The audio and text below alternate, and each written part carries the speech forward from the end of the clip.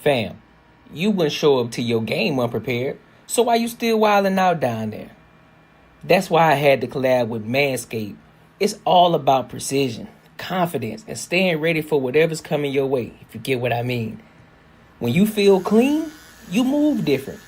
And on the Courtnee Edgar show, we keep it real, we keep it sharp, focused, and ready for anything. Now, I ain't gonna steer you wrong, so you gotta make sure you hit the link below. The link is gonna be in the description as well as pinned in the chat. And look, get your Manscaped kit right now and stop showing up to life unprepared.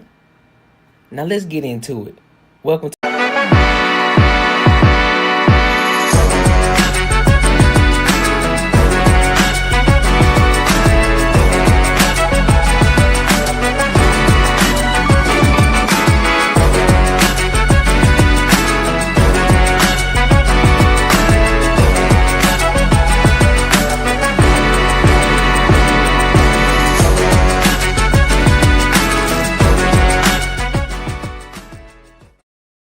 What's good? What it is? I said what it is. I said what's up. I said what it is. I said what's up. Said what it is. I said what's up. Yo, what's good? Welcome to another show, one of the dopest shows on YouTube, where we talk about everything under the sun, as long as we get back to the money, real solutions, and real conversations. I'm your host, Courtnee Edgar.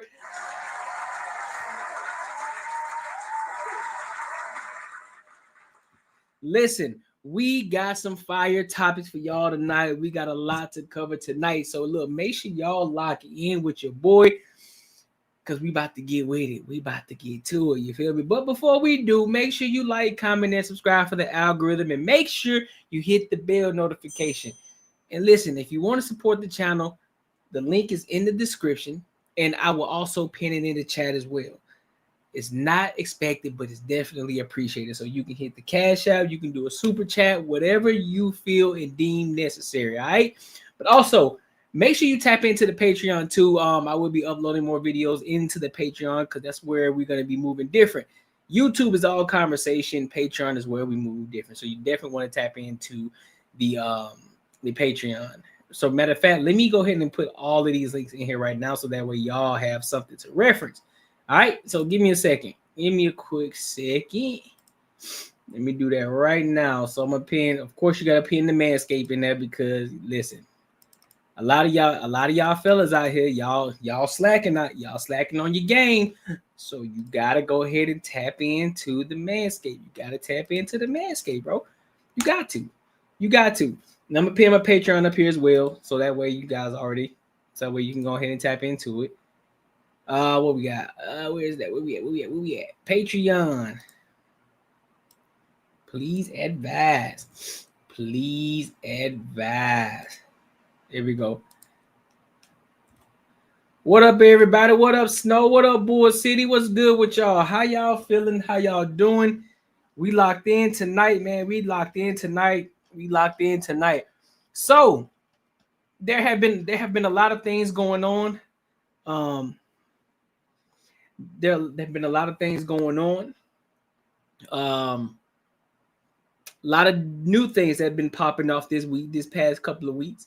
So first, I want to go ahead and dive into this topic that was going on with, y'all remember what happened between Mark Lamont Hill and Flip, right? During the Joe Budden podcast, right? So, and you know, everybody has something to say, especially the Native Land podcast. Now, also, they brought on Charlemagne the God, and he had some things to say. So I haven't listened to it in regards to what he said or anything like that, but I thought it would be interesting to listen to, and then I'll give my thoughts on it. All right, so we'll start there first, and then we'll go ahead and dive into it. Like that necklace, just saying, listen, Snow Bunny, I appreciate you. You know what I'm saying? We doing something new. Got the necklace joint going. You feel me? Something different. You did. Bull City says Manscaped got these balls smooth as eggs. Chappelle voice. Charlie Murphy. Yeah. So look, let's go ahead and dive in, bro. Let's go ahead and dive in. Let's not waste no more time because we got a lot to cover. I'm saying it's hard to fill a cup that's already full. So if I'm telling you something and you're insulting me for my intelligence, I don't need to be where fools gather. So I stand on what I... They get hit in the back of the head. Now you're just stealing I love everybody. I love everybody. Go ahead, Charlamagne. No, I mean, sometimes I don't even like to have private conversations publicly. But, when I first saw, what y'all talked about last week, I hit Angela and I was like, I want to talk about what y'all was just speaking about. Not saying I wanted to talk about it on the show. I said, I just want to talk to you personally. And then, when I saw what, Joe Budden said about it, I agreed with Joe. I felt like, it came off, very elitist, very Jack and Jill, very, I got my nose up at these Negroes over here. And I don't think that, you don't make any strides in connecting community by doing that conversation in the way that it was done. I feel like, whenever there's, instead of calling people out, sometimes you should call people in. And the whole conversation around who's an intellectual and who's not an intellectual. My biggest issue with it was, well, damn, a person who's an intellectual should look at the whole context of a situation before they have a conversation about it. I feel like, Andrew said one of the strongest points last week when Andrew was like, I don't watch this show enough to have an opinion about it. and then he said, but I trust Mark, being Mark to be in spaces where, he knows he needs to be in. And as I'm listening to the convo, I told Angela that even when she told me that y'all wanted to talk about it, it came up as a topic of discussion. I said, well, make sure you watch the whole thing in context before you just watch a clip of it and then, speak on it for the next 20 or 30 minutes. Because to me, that's what an intellectual should do, right? Like that's what an intelligent person should do. An intelligent person should get the whole context of something before they comment on it, instead of watching like 2 or 3 minutes of something and then actually taking the clip out of context. Because if you watch the clip in context, Mark was actually wrong. If there's a right or wrong in the situation, Mark was actually the one who was wrong in that situation. Hey, Macaroni Tony, what did me and JB tell you? What did me and Unbiased Raw tell you, bro? We told you, fam. We told you. Mark Lamont Hill was wrong, fam. We listen, but everybody listen. I already know Macaroni Tony, he gonna stand 10 toes on his and what he believe in. So, but just saying, in that instance between them two, Mark Lamont Hill, he was out of pocket. Situation so much so that he even came back and apologized, the next week. And the conversation just kind of made me feel a way like, damn, like that's how we look at each other as Black people. Can I ask, Tiff, I want you to go here because this is Tiff's conversation, but I do want to, this was Tiff's idea. Tiff is ready to claim that, and we're fine. We all weighed in. We all said what we said. I don't know, bro. I have a quick question. Didn't T fell off the face of the earth, right? Didn't he just fall off the face because he was doing the basement? Next thing you know, you see him in hosting a couple of events. Then after that, I stopped seeing Buddy. I stopped seeing them all together. I wonder what the hell happened. And you're right. And then Charlamagne came out of nowhere. It's like, who the hell is this dude? Yeah, so that shit kind of crazy. Question for you, and this is a focus group for this podcast. Mm-hmm. How many of you all were in Jack and Jill? Raise your hands. How many of you all have any sorority or fraternity affiliation? Raise your hands. No, here we go, pissing contest. How many of you all are in the Lynx? I quit. I was in the Lynx. How many of you all are in the Boulé? Raise your hands. I'm doing that because Andrew was the most relatable person to them per their own commentary. And Andrew's the only one who was in the Boulé. We are not even in the Boulé. So we get labeled for stuff that we're not even in. But well, I didn't hear Charlamagne say that. No, he didn't. He said Jack and Jill of y'all. Yeah, yeah. But I want to say to set the record straight, because I hear what Charlamagne is saying, and I think a lot of comments echoed that. My personal background aside, I want to say that as a journalist, before I bring up anything on this show, I want our viewers to know I have indeed done my due diligence. So I didn't just watch the clip. How I prepared for that segment, I didn't pay for Patreon, but I did read the transcript of what happened. I even understood the word in question that was tricky, was allude. I did my due diligence. I didn't pay for the Patreon. I read the manuscript. The manuscript only tells so much of the details.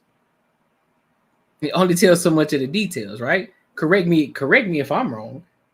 If you're able to watch the entire, if you're able to read the manuscript, right? If you read the manuscript, it's not going to tell you the emotions. It's not going to tell you exactly who was yelling, were they yelling, what was the disposition, how the fuck everything was being delivered. What was the environment? What was the tone of the talking points? What was the tone between it? Because the entire time, while I do agree with Macaroni Tony in regards to the fact that Mark Lamont he really did try to bring the conversation back. He really did try to calm down the entire situation. However, the way that he did it in his delivery in doing that, that's what caused the shit to continue to keep going. That's why nothing happened. If you play that video, if you go back to that video, because I ain't gonna do it here because they be trying to strike shit and all that, because you know Joe Budden and be on some more shit. But if you go back to that video and watch it, you can see the entire situation. They were going back and forth. Flip was saying shit in regards to what Mark Lamont Hill does, you know, outside of, you know, doing his job with the Joe Budden podcast. I'm believing that's what he was referring to, and a lot of other different shit that he named. And then overall, he said, "Look, but some of the shit you be doing is sucker shit." Now, you saying somebody doing sucker shit, last time I checked, that's not calling somebody a sucker. They just saying you're doing sucker shit. I'm not calling you a sucker, but what you're doing is sucker shit. So that triggered Mark Lamont Hill. During that conversation, he didn't say, "Hey, yo, man, hey, look, I really don't appreciate you calling me a sucker, man. You know, I really don't, you know what I'm saying? I take offense to that. So, like, hey, can you do me a favor? Don't call me a sucker." He didn't do it like that. Mark Lamont Hill was literally, "Hey, don't call me no sucker. Hey, don't call me no sucker. Don't call me no sucker." You feel me? So already that's a lot of hostility. That's a lot of air in your chest, big dog. So therefore, the person that's receiving that on the other end, you're going to look at it, okay, so if I call you, I ain't calling you no sucker. I'm saying you doing sucker shit, but why you got your chest so puffed out as if you about to up something? What's good with it? You feel me? That's how I'm going to, call me crazy. Tell me if I'm tripping. If I'm tripping in regards to that, the difference between the two. Tell me if I'm tripping. Like, bro, you got a lot of air in your chest. What's up with you? And then once he realized, look, bro, listen, bro, you let's just calm it down. Let's just calm it down. But you know what I'm saying? Don't call me no sucker though. And the shit continued to keep raveling. So how the fuck is Flip wrong? I understood that the conversation was about payment discrepancy. I spoke to Mark before I did this segment. I looked at literacy rates before I did this segment. I watched a few clips, or not clips, but segments, different segments from Joe Budden's podcast before I did this segment. And I will say, I stand by what I said. My perspectives and opinions don't sway in the winds of public opinion. Sometimes the cheese will stand alone. I do think there is very much a toxic landscape that is fueled by a lot of podcast bros. But I definitely agree with you, Charlamagne. Before you have an interview with anybody, before you sit down and speak on something, I would advise anyone to be well informed, whether it's politics, sports, anything like that. And so I don't think that the issue was that the collective was not well informed. I don't think that was my perspective. I think the issue that a lot of people felt is they felt attacked. And so I want to be clear that I wasn't saying who was an intellectual and who was not. My perspective was there is an anti-intellectual movement ravaging the Black community. I also want to be clear that I was not saying that no one should talk to Flip or Joe Budden. Certainly somebody should. Someone should be reaching out to them. That's not my ministry. Things I care about are the incarcerated and puppies. Most importantly, pit bulls. I don't like that tens of thousands of them get euthanized every month. It breaks my heart. I think about the incarcerated all the time. I don't want our Black men and women in prison thinking they're forgotten about. I think it's a bit arrogant of me to say, hey, hold on, Angela, bro. Listen, hold up. I need them. Listen. Let's do this right now. Let's do this here on the Courtnee Edgar Show on YouTube at 9:22 p.m.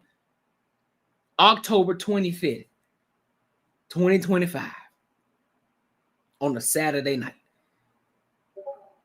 We need to be a little bit more clear in regards to the type of Black men that are in the prisons. Because some of them niggas deserve to be in there. That's what we not about to do.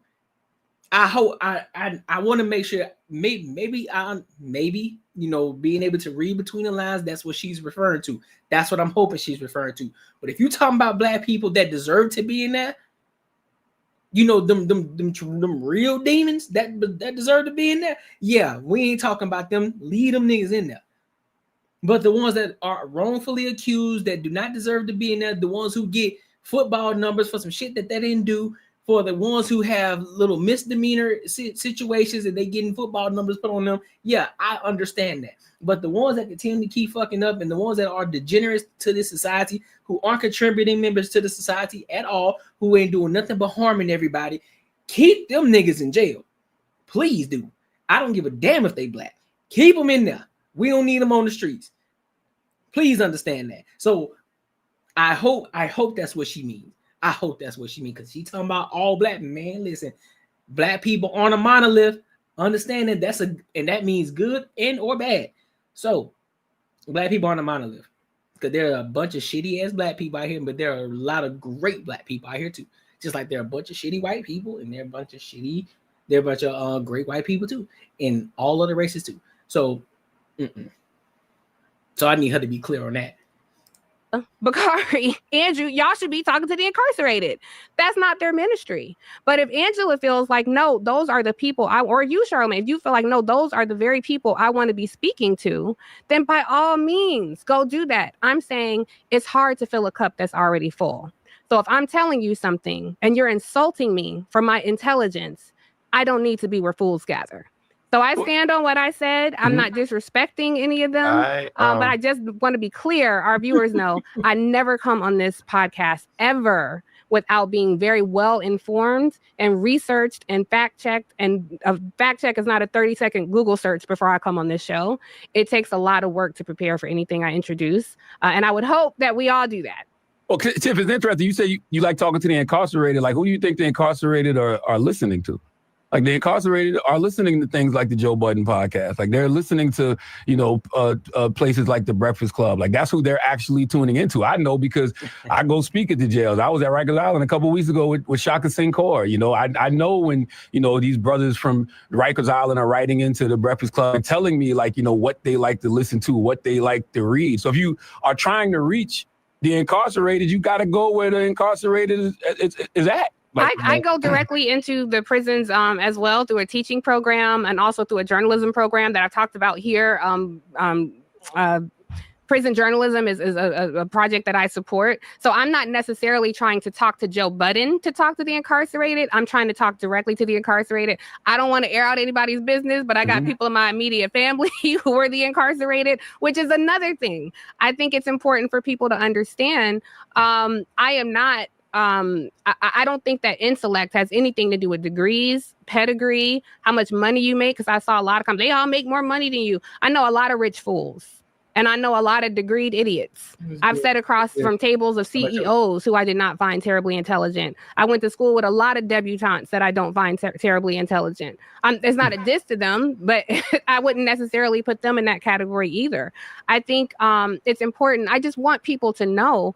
I don't come from, I wasn't born with a silver spoon in my mouth. In my family right now, I'm not of that world. And I don't think, what we call like elitism, I don't necessarily think being of that world is a bad thing. I also don't believe in putting people down because you did grow up privileged or because you did have parents who had multiple degrees or money. Like, none of these things makes you a bad person. Right. To me, what I find frustrating is when you are not receptive or curious. I don't need to talk to people wherever you are, whatever your background is. If you're not receptive or curious, then you are likely not my audience and I'm likely not yours. I am curious about things. I can learn from anybody, but I don't necessarily respect everybody's opinion. And I don't think all the people say I respect everybody's opinion. Use a lie. I don't believe that. There are people there. Go ahead. Can you be intellectually curious without respecting everybody's opinion? Yes.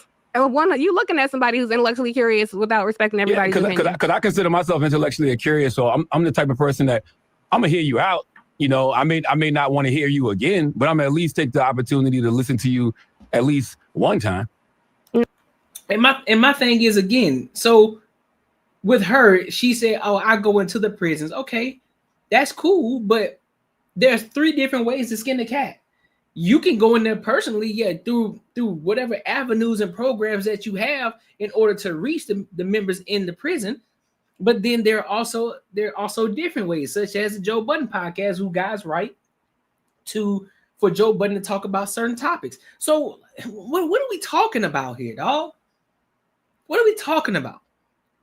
I hate these so-called, man. I get tired. I get tired of this. I get tired of these type of people, man. In the same token, you're talking about, well, I don't think everybody's intellectual. I don't like to put people down. I don't look at myself as an elitism, all this elitism and shit, and all these isms, bro. You're doing the exact same thing. You're doing the exact same thing. Literally, you're doing the exact same fucking thing. You have this display about yourself that makes you believe that you're better than everybody. And no, for those of you, you just project it. Nigga, I don't project on shit. I just call it for what I see. It ain't got shit to do with my life and what I got going on. I can give 2 fucks about her. I don't even know who the fuck she is, to be honest with you. So I want to make sure that's clear. I don't know who the fuck she is. Every time I've seen her talk, she got on my nerves. 100%. No, there's a gentleman by the name of Corey. He is a lovely person. He happens to be schizophrenic and homeless, and he's in the front of my building, and he has an opinion on everything. Okay. And I sit there and chat with Corey sometimes just because he's so nice and so sweet, and I give him bread because he likes to feed the birds. I don't respect Corey's opinion on anything. He got opinion on the financial systems and the banks and all the things that he wants to tell me about. I'm nice to him. I'm kind to him. I give him bread. I would be lying to you to say I respect Corey's opinion. You had to speak to him. You had to speak to him at least one time to understand that. Yes, I can speak to anybody. Yes. I'm never saying I don't speak to anybody. But once I ascertain, you are not a curious person. Once you are saying things to me like you using tricky words, and this isn't just a center flip in that conversation, because I'm really trying to broaden this out into anybody who's incurious. Once you are clear to me that you are not curious about what I have to say, when I would interview different like men on the street interviews during the Obama race, and people would say the most ignorant things to me. Or when you would hear lazy reporters go out to Trump rallies and they would say, well, Obama gave Iran millions of dollars. He's in cahoots with Iran and he's a Muslim. I don't respect your opinion anymore. Now you sound like a fool, and I'm giving you reason right there in real time, challenging you, but I can't fill a cup that's already full. So now, no, I don't respect your opinion. And Bakari said this is South Carolina saying, but I think all Black folks say this. If I'm arguing with a fool from a distance, you can't tell the difference. I don't need to be where fools gather. If somebody else feels called to say, no, it is my ministry to go inform, to go educate this particular group of people, I would never shit on that. That's just not even my way. I'm like, live and let live, go do it. That's just not what I choose to do. I understand. I guess the issue comes, and I can't believe I'm on here defending the Joe Budden podcast, right? but I guess the issue is, I don't think fools go together at the Joe Budden podcast. I don't think anybody in that room. I didn't say that, for the record. Yeah, I don't think anybody in that room is a fool. Man, listen, bro, we can read between the lines. Yeah, you didn't say it right out the gate. We understand that, but we know what you're alluding to. You've said it all. You've said it not verbatim. You didn't say it straight out of your mouth. But in regards to the Joe Budden podcast, that's what you were referring to. Let's cut the bullshit. Stop trying to walk on eggshells. Stop the politicking. Nigga, stand on your shit. Stand on what you say. Stand on it. Die on that hill. Do it. Don't try to come in here politicking. Well, I didn't say it. Yes, you did. Yes, you did. We know what you were alluding to. Because if you weren't alluding to it, if that podcast in itself wasn't alluding to what they were doing on Joe Budden podcast after Mark Lamont Hill and Flip, after that shit popped off, Joe Budden wouldn't have responded. He wouldn't have said shit. He would have kept on pushing with it. So let's cut the bullshit. Stop trying to politic and trying to make sure that you're trying to mince words. And man, listen, bro, just had a conversation. Stand on the shit that you stand on. Like, yup, I said that, and you, because what's her name? Angela Rye was saying, hey, he need to come on home type shit, and y'all still ain't trying to hide this nigga yet. Did y'all call him up? Did y'all shoot him an email say, hey, we need you to come over here? Did y'all do that? Have y'all tried to hire Mark Lamont Hill yet? Have y'all reached out to him and said, look, we need you on our podcast? Have you? That's my ultimate question.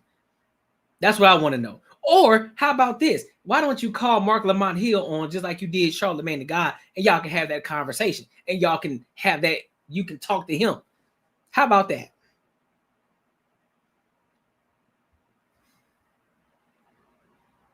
Or you can reach out to Joe Budden too. Have him on your podcast, and you can have that conversation about what was going on.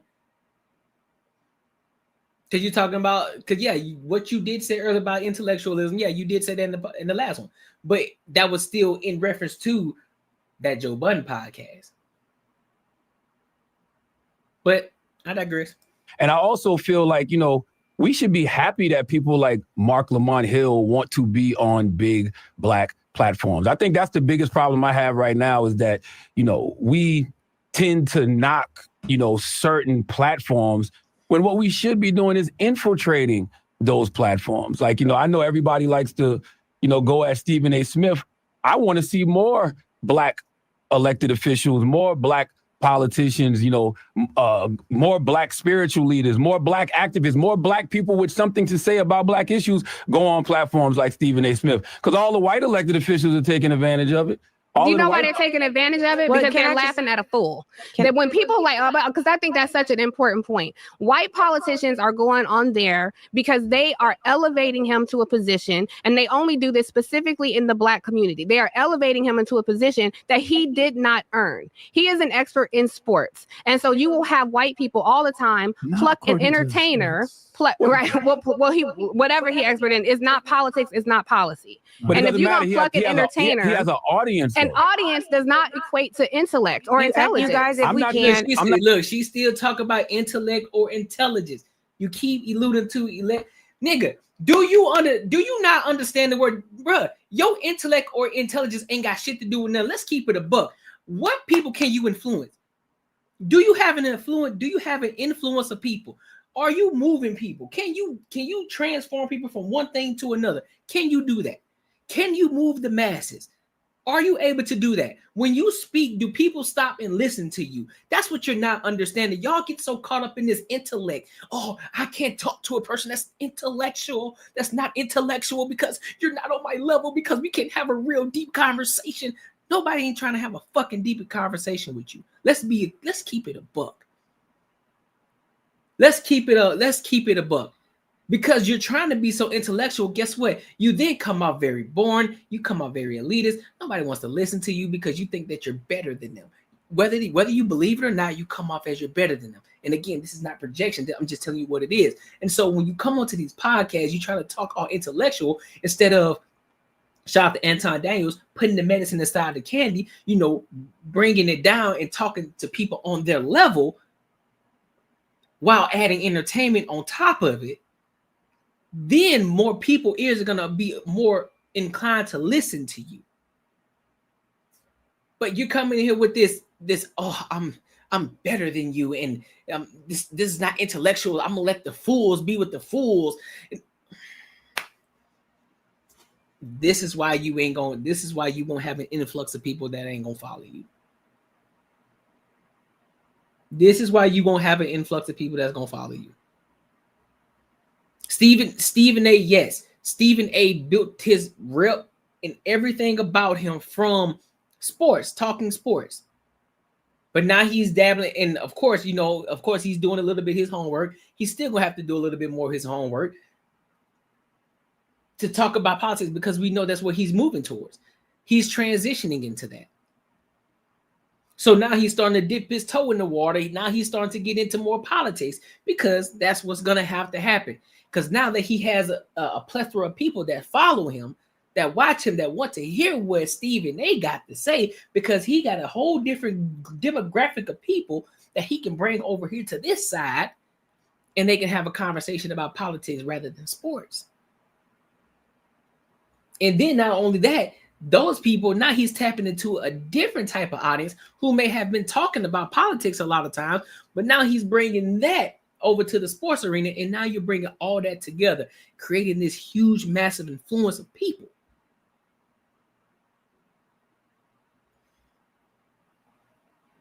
But y'all worried about intellect. Cool, yeah, I agree. More people need to read. More people need to do their research. I understand that 110%. I do. Please don't get me twisted on that. I 110% understand that. But when you're a podcaster, when you're out here, you on podcasts, you on YouTube and all this extra shit. Listen, bro. I get it, this whole idea of if I could only reach one, man, if I could reach one, I did my job. Nah, fuck that. We trying to reach the masses, bro. We want to influence the masses on a positive way to move them in the right direction, so that way we can better ourselves in life. That's what we're supposed to be doing. Y'all talk about all this black shit. What about the black people? But then look, you got a black woman out here putting down black men. What the fuck are we doing? What are you talking about?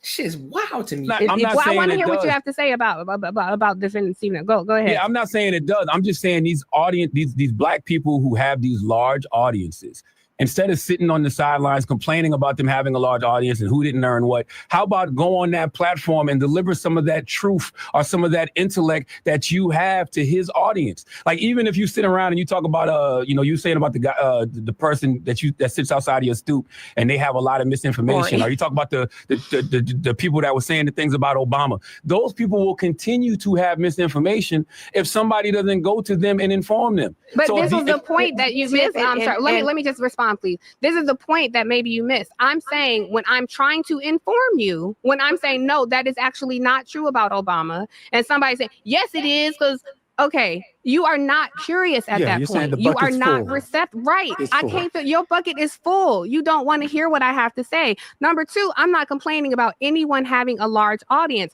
I'm complaining about who his audience is. He has a large audience of mostly conservative white folks, and they are treating him. This is no diss to Stephen. Do you have data to back that up, Tiffany? Do you have statistics that say Stephen A. Smith's audience is majority conservative white folks? I do. Nielsen ratings, or his ESPN show, Nielsen ratings qualifies that. Oh, no, that's ESPN. I'm talking about his podcast, because most of the time when he's spewing political takes. I don't know his podcast. I just know he. But yes, she do her fucking research. She's a fucking clown, man. Let me get off of here. She's a fucking clown. She's a fucking clown. She's a fucking clown, bro. Let me get off of here. Make sure you like, comment, and subscribe for the algorithm, and make sure you hit the bell notification. I'm done.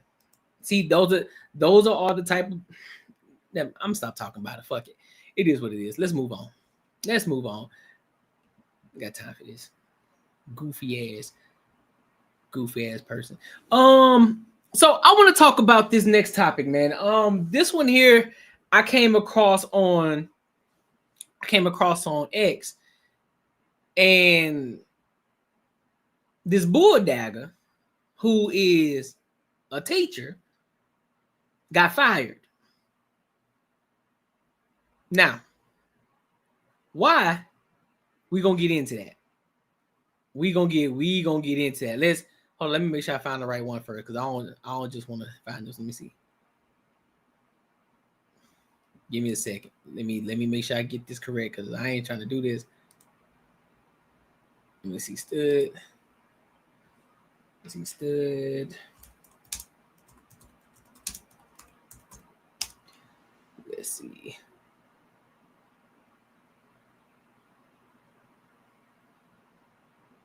Yep. We're gonna play it. We're gonna play all this. Yeah, let's throw this one in there.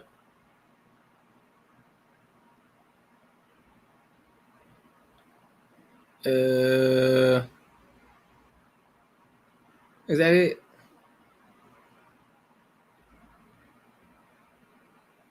Is that one? Is this the one I like? No. Give me a second, y'all. I'm coming. I wanted to make sure I got the right one.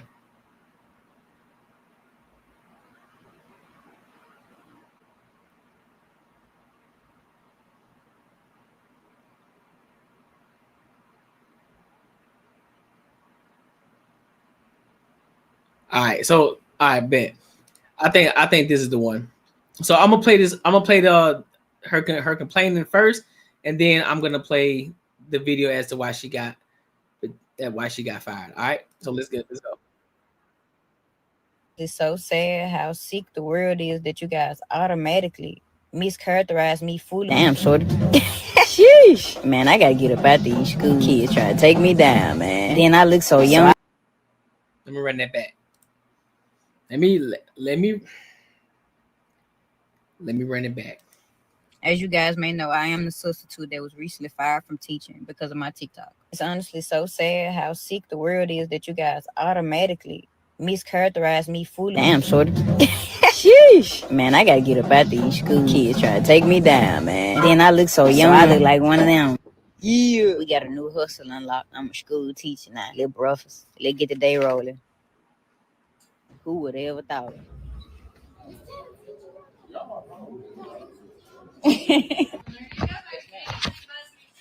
Yes, ma'am. Have a good day.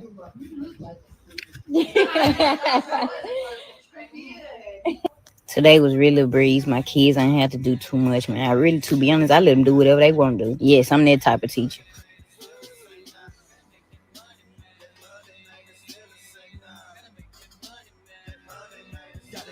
Took me a little lunch break. Yeah, they got it going on at this junk. They stay bound. Okay, then. Damn, shorty. Sheesh. Man, I gotta get up out these school kids trying to take me down, man. Then I look so young. I look like one of them. Appreciate You know, my little free time, I had to go out there and give me some little content, little fit check. Really just a chill fit today. Cause y'all know if it was up to me, I would have been rough fine head to toe. Y'all know I ain't lying. But they did have a pep rally and came clutch. And that was the typical day. Did not have a class. I had nothing but free time. Aside from the body cam that was already recording, everything else was recorded when I was alone. And as I explained to Lake Cormont when I first arrived, this was my very first time subbing ever. I had absolutely no idea that I couldn't record students, or else I definitely wouldn't have done it. I truly would have honestly recorded myself if I knew it was an issue with recording students. I went on TikTok before I worked, and that's what I seen. I'm by far no predator or anything close to it. That is insane for it even to be put onto me. I truly just thought I was doing something good for the youth. Like, honestly, and I was enjoying it. I wasn't going to make a video, but I've been receiving an awful amount of hate. I feel like it was necessary for me to clear my name up. I truly do apologize for how it may seem, but my slang and terminology is much different than yours. But none of the kids knew they were being recorded at any point. And I do apologize for this once again. I truly do, but I had no idea this was prohibited. I assure you that it. What you mean you ain't have no idea it was prohibited? What the fuck are you talking about? Don't you supposed to sign like a contract or a waiver or something along those lines? In school? Filming the students? Posted it? Come on, man. You a teacher. No. I see teachers on Instagram all the fucking time. They aren't posting their students. They're posting themselves. That's it. If you just would have posted the outfit joints that you had going on and not the students, you probably would have been straight. But then your little comment of, sheesh, damn, Charlotte, I'm having to lay out of this school because they trying to take me down. What you mean? What you mean by that? I beg your pardon? What you mean by that? They trying to take you down. Take you down how? Take you down how? Come on, man. Come on, man. It would have not been. This man, that looked like a DEI hire. That's exactly what it looked like. A DEI hire. 100%. Posted. What I meant by shorty in the terminology. She fits the criteria of a DEI hire. Want to know what that is? She's black. She's a woman. And she's a part of the ABC community. That's exactly what it was. And she done fucked up on her first day. How you get fired on your first day? That's crazy. The kids were going to take me down were absolutely not what you guys took them as. Those kids were smaller than me, shorter than me, younger than me. They are shorties. They are young. That absolutely means nothing with flirting. My terminology is much different from you guys. So I said the kids were going to take me down as in a phrase of the kids all together. That absolutely did not mean anything sexual. That is sick to even think of that. I am a content creator. I am known. The kids knew me. They were supporters of mine. So I say the kids were going to take me down. It means as the same way that supporters do anybody else that they support. I'm no different from them. I handle myself more than properly. I do have a fan base. I do have supporters. I do have people that know me. Those kids already had knew me previously. It was several kids coming up to me trying to see, am I that person? That's what I meant by take me down. All hassling me at once is what I meant. Absolutely didn't mean anything sexual from kids. That is sick. Those are kids, so they see me as somebody famous. They were all entouraging me at one time. That's what I mean. I find it sick that you guys would assume. Look at her. I'm talking about, well, she pleading for her life. But you're wrong. Everybody don't speak that lingo, big dog. Everybody don't speak the lingo. You probably need to fix your English. Yup. You probably need to fix your English. You probably need to change up some words. Because yes, that can be nobody, bro. We don't know you. And if I see a video of you talking about, damn, shawty, they trying to take me down, ain't it? Nigga, if I hear that, I'm gonna think the same thing. I'm like, what you mean trying to take you down? What you talking about? Yeah, you bugging. Don't nobody care about your TikTok fans and all that shit. Nah, there's a time and a place for everything. And in the school, wasn't it at all. You should have did, like I said before, if you wanted to do your whole TikTok joint, you shouldn't have put the kids in there. You should have just done your little boy outfit that you had on with that big ass chain that's about as big as you. You should have put that on. You know what I'm saying? Did your little joint, your little one leg on the wall type shit, and then what you brought for lunch and called it a day. But you had to show it. You had to go and show kids. You had to show their faces and shit. You fucked up, big dog. Take your L, hold it, take accountability for the things that you did, hold yourself accountable, and do better. That's a fact. I said, where did she get her degree? I don't know where she got a degree from. What kind of teacher says member? What I'm saying, you feel me? I am stuck on media with minors in it. Yeah, that's what I'm saying. That's what I'm saying. I'm stuck on that shit too. Like, what you mean? What we doing? What you got going? Like, what you got going on right now? Nah, fam. Nah, you bugging. Nope. You deserve to get fired. Yup. Do better. If you knew better, you do better, stupid. Shout out to Baltimore.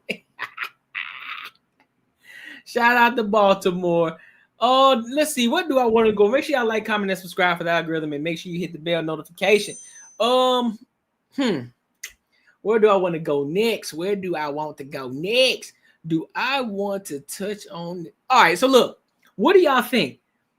I'm thinking about. I kind of wanted to react to this song. I want to react to a song. I think it's a. I don't know. I said I would do it. I said I think I wanted to start implementing that, but I don't know how YouTube is gonna do it. But I definitely want to. I want to react to a video, an actual music video, and I want to get y'all thoughts on it too. It's a newer video. It's gonna be it's kind of weird, but at the same time, it might be a bop. I don't know, but I want to hear it. I want to hear it with y'all though. All right. So I'm gonna play this. I'm gonna play this video. His name is Mr. Wacko. His name is Mr. Wacko, right? And the name of the song is called "Can You Defeat Mr. Wacko?" All right, so I'm gonna play it. I'm gonna react to it, and we'll react to it in real time. And we're gonna react to it together. All right. So I'm gonna play it, then we'll give our thoughts. All right. It's gonna be funny. This is gonna be funny. This is something. This is something a little new too. So Rod, so give me grace, man. Give me grace. Yes, give me some grace. Lighten the mood up a little bit.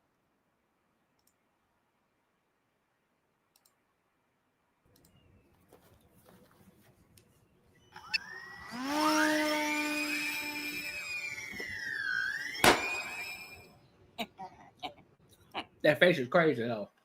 That face is crazy though. That face is wild. That costume is wild. You hear me? Yeah, that costume is wild. It's giving the mask vibes. With Afro. Whoa. No, Wario. Wario is what it's giving.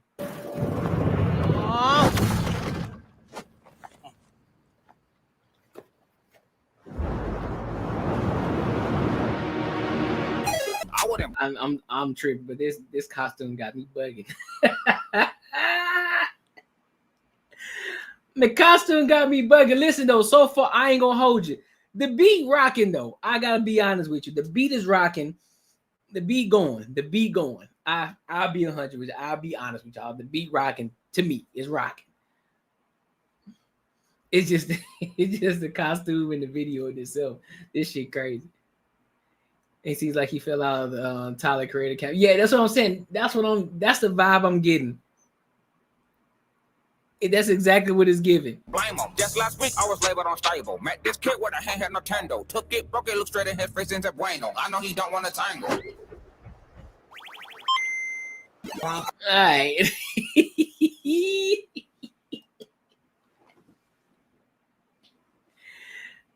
Yeah, that's what I'm saying. That's what I'm going with, Bull City. That's what I'm going with. That's what I'm going with. The beat, the graphics are dope. The lyrics, nah. The lyrics is a no for me. So if I had to rate it from a 1 out of 10, a 1 out of 10, just because of the beat, I'll give it a 6. I'll give it a 6 just off of the beat. Just off of the beat.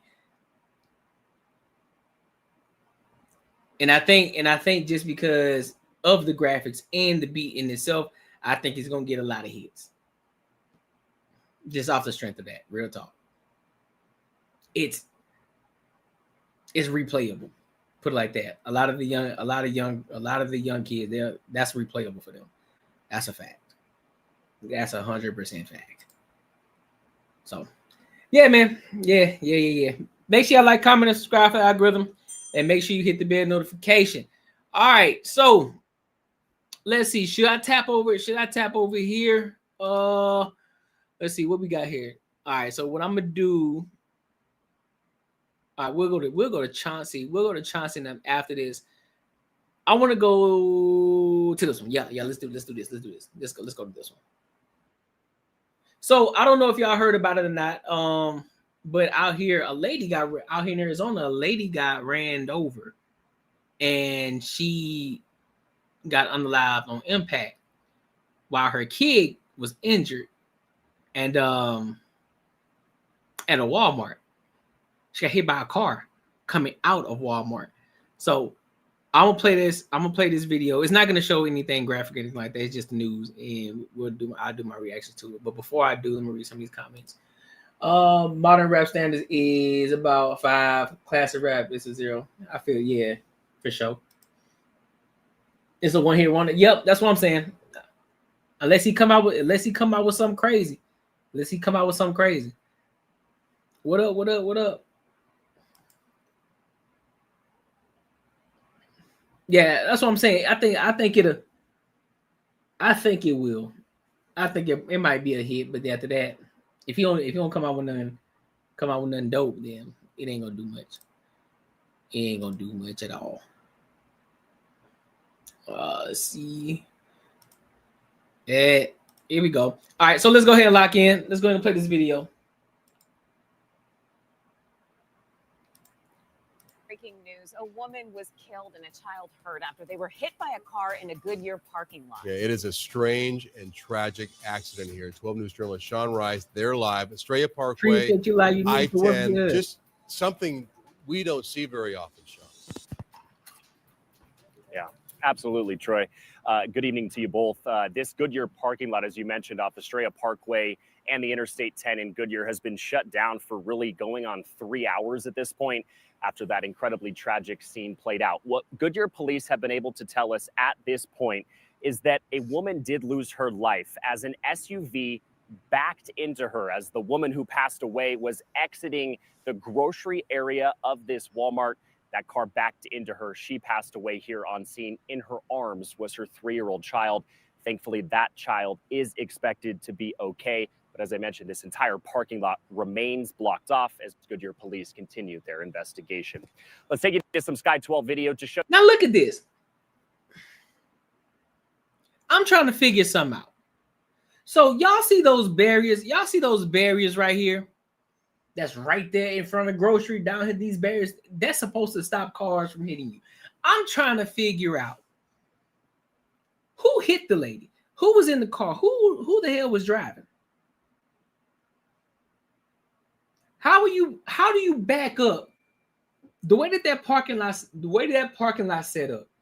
How in the hell were you parked, or what were you doing to have reversed that bitch all the way to this area right here, to this stripped area right here? How in the hell, what the fuck could have happened? Was the person on something? Were they under the influence? Did they know the person? Did they know her and wanted to get some revenge on them because of some previous shit that happened? Like, what the fuck? Because mind you, I thought I meant Goodyear Tire changing station. I didn't know they meant the town of Goodyear. Yeah, the town of Goodyear. Yeah, Goodyear is a good area. That's what I'm saying. Goodyear is a good area. It's a growing area. So there's not no YN shit out here. There's not no crazy shit going on in Goodyear, right? So I'm trying to figure out what the fuck happened. I'm still trying to figure that out. I don't know. That's just wild to me. But unfortunately, the mother did get unalive. But you know, at least the little one, you know what I'm saying? At least the little one is still here with us. So, but that's hard.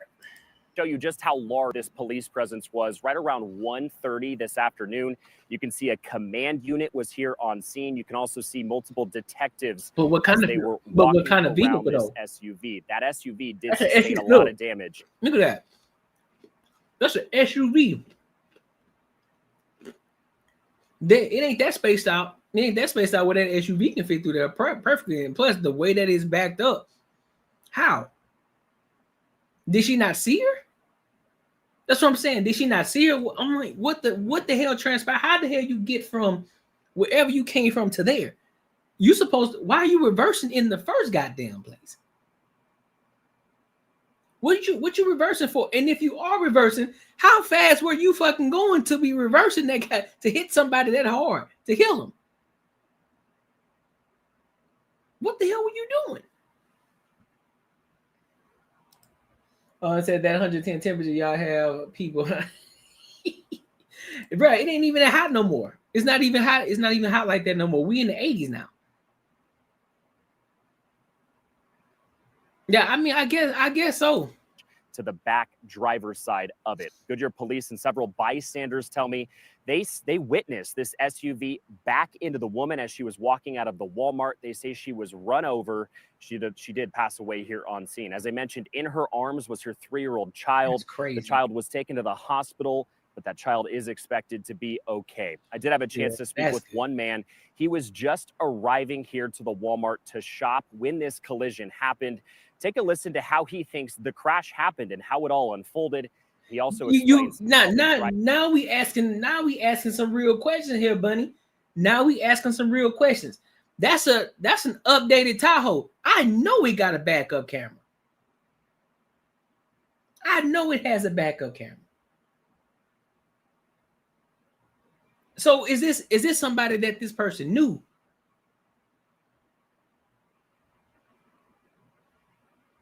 And look how it's angled.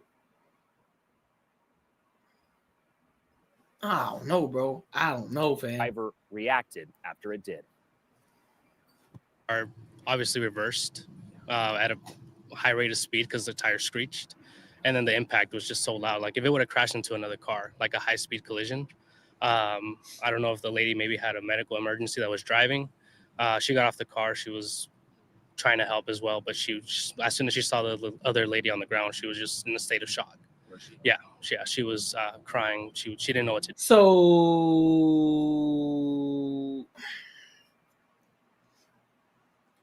what were you on your phone? Was she on her phone? And she didn't see her? I'm not buying it. To do panicking. I think the hardest part was that she was with her little girl and her mom, and the way the little girl grabbed onto her grandma's leg and said, "My mommy," like that's the worst part. God damn, to see a little girl witness that. Fuck, man. Let me see. God damn, that's sad. Let me see something. That is sad. Oh,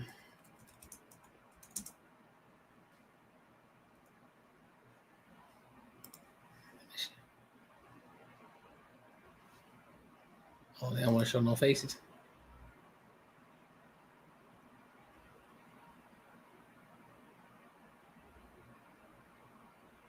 It's Tampa.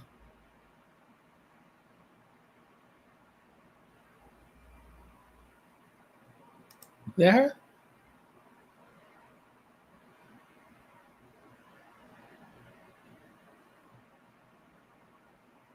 Nah, that ain't it. Oh, they ain't showing. They're not showing who it is. They're not showing the person. Interesting. That's interesting. And today, when I asked Goodyear police if the driver, a woman, was having any sort of medical Hey, I guess so. police told that does remain under I guess so, huh? investigation. The driver of that SUV is not in police custody. Police tell us she showed no signs of impairment and has been fully cooperating with that investigation. Now, the exact reason as to why right in front of a Walmart, the driver of this SUV would have backed up in the way that she did, I'm told that also remains under investigation. Multiple bystanders did tell me what they believe happened was that she intended to go forward and hit the gas pedal, but unintentionally hit or was in reverse and accidentally went backwards and collided with the woman. No matter the reason. I can believe that. That's something that's a possibility. You forget you were doing something probably was going on. You forgot to put that hoe in drive. And then you stepped on the brake, you stepped on that bitch a little bit too hard, and that bitch said, you was like this. You thought that bitch you thought you was about to go like this. But that bitch said, yeah. I understand that. He said revoke all female licenses after that explanation. You feel me? Revoke all of them. And bystanders really have all characterized this as an absolutely tragic accident where a mom did lose her life here this afternoon. I'll send it back to you guys. Yeah, and it just makes you sick that it happened in front of her young child, who I'm sure will have memories of this for the rest of her life. In fractions of an inch, Sean, it appears in that video you showed us, there was a no parking kind of a pole that's pushed back. And did she get pinned between the car and that no parking pole? And it looks like, you know, she was a few inches one way or the other, and she may have escaped this whole thing. Yeah. Well, Troy, there's a lot there. The only thing I can see from being here on scene as to why the SUV would have sustained as much damage as it did is there's multiple blue pillars that are right in front of a Walmart. Maybe it's to prevent people from driving into the Walmart. Yep. I suspect that after colliding with the woman, the SUV may have backed into one of those pillars. That's why the damage is as bad as it did. But multiple people I spoke with told me it could have been them. It happened so quickly and at such a high rate of speed that it could have been any person who was walking out of the Walmart here this afternoon. I'll send it back to you. Just a horrible freak accident with just tragic consequences. All right, Sean, thank you for that report. Thank you, Sean. Man, listen, man. Prayers up to the family, man. Prayers up to the family, bro. I hate to see that. That's sad. Especially for the 3-year-old. That is sad. That is sad, dog. My God. Y'all gotta be more careful out here. Y'all gotta be more careful out here the way that y'all driving. Man. Make sure you like, comment, and subscribe for the algorithm, and make sure you hit the bell notification, man. So let's go ahead and tap over. Let's go ahead and get to the main, the meat and the potatoes of tonight. So we're gonna talk about this gambling situation, this scandal that's been going on. I got 3 videos I want to play. I got 3 different videos I want to play. How do I want to start this? I think I want to start with.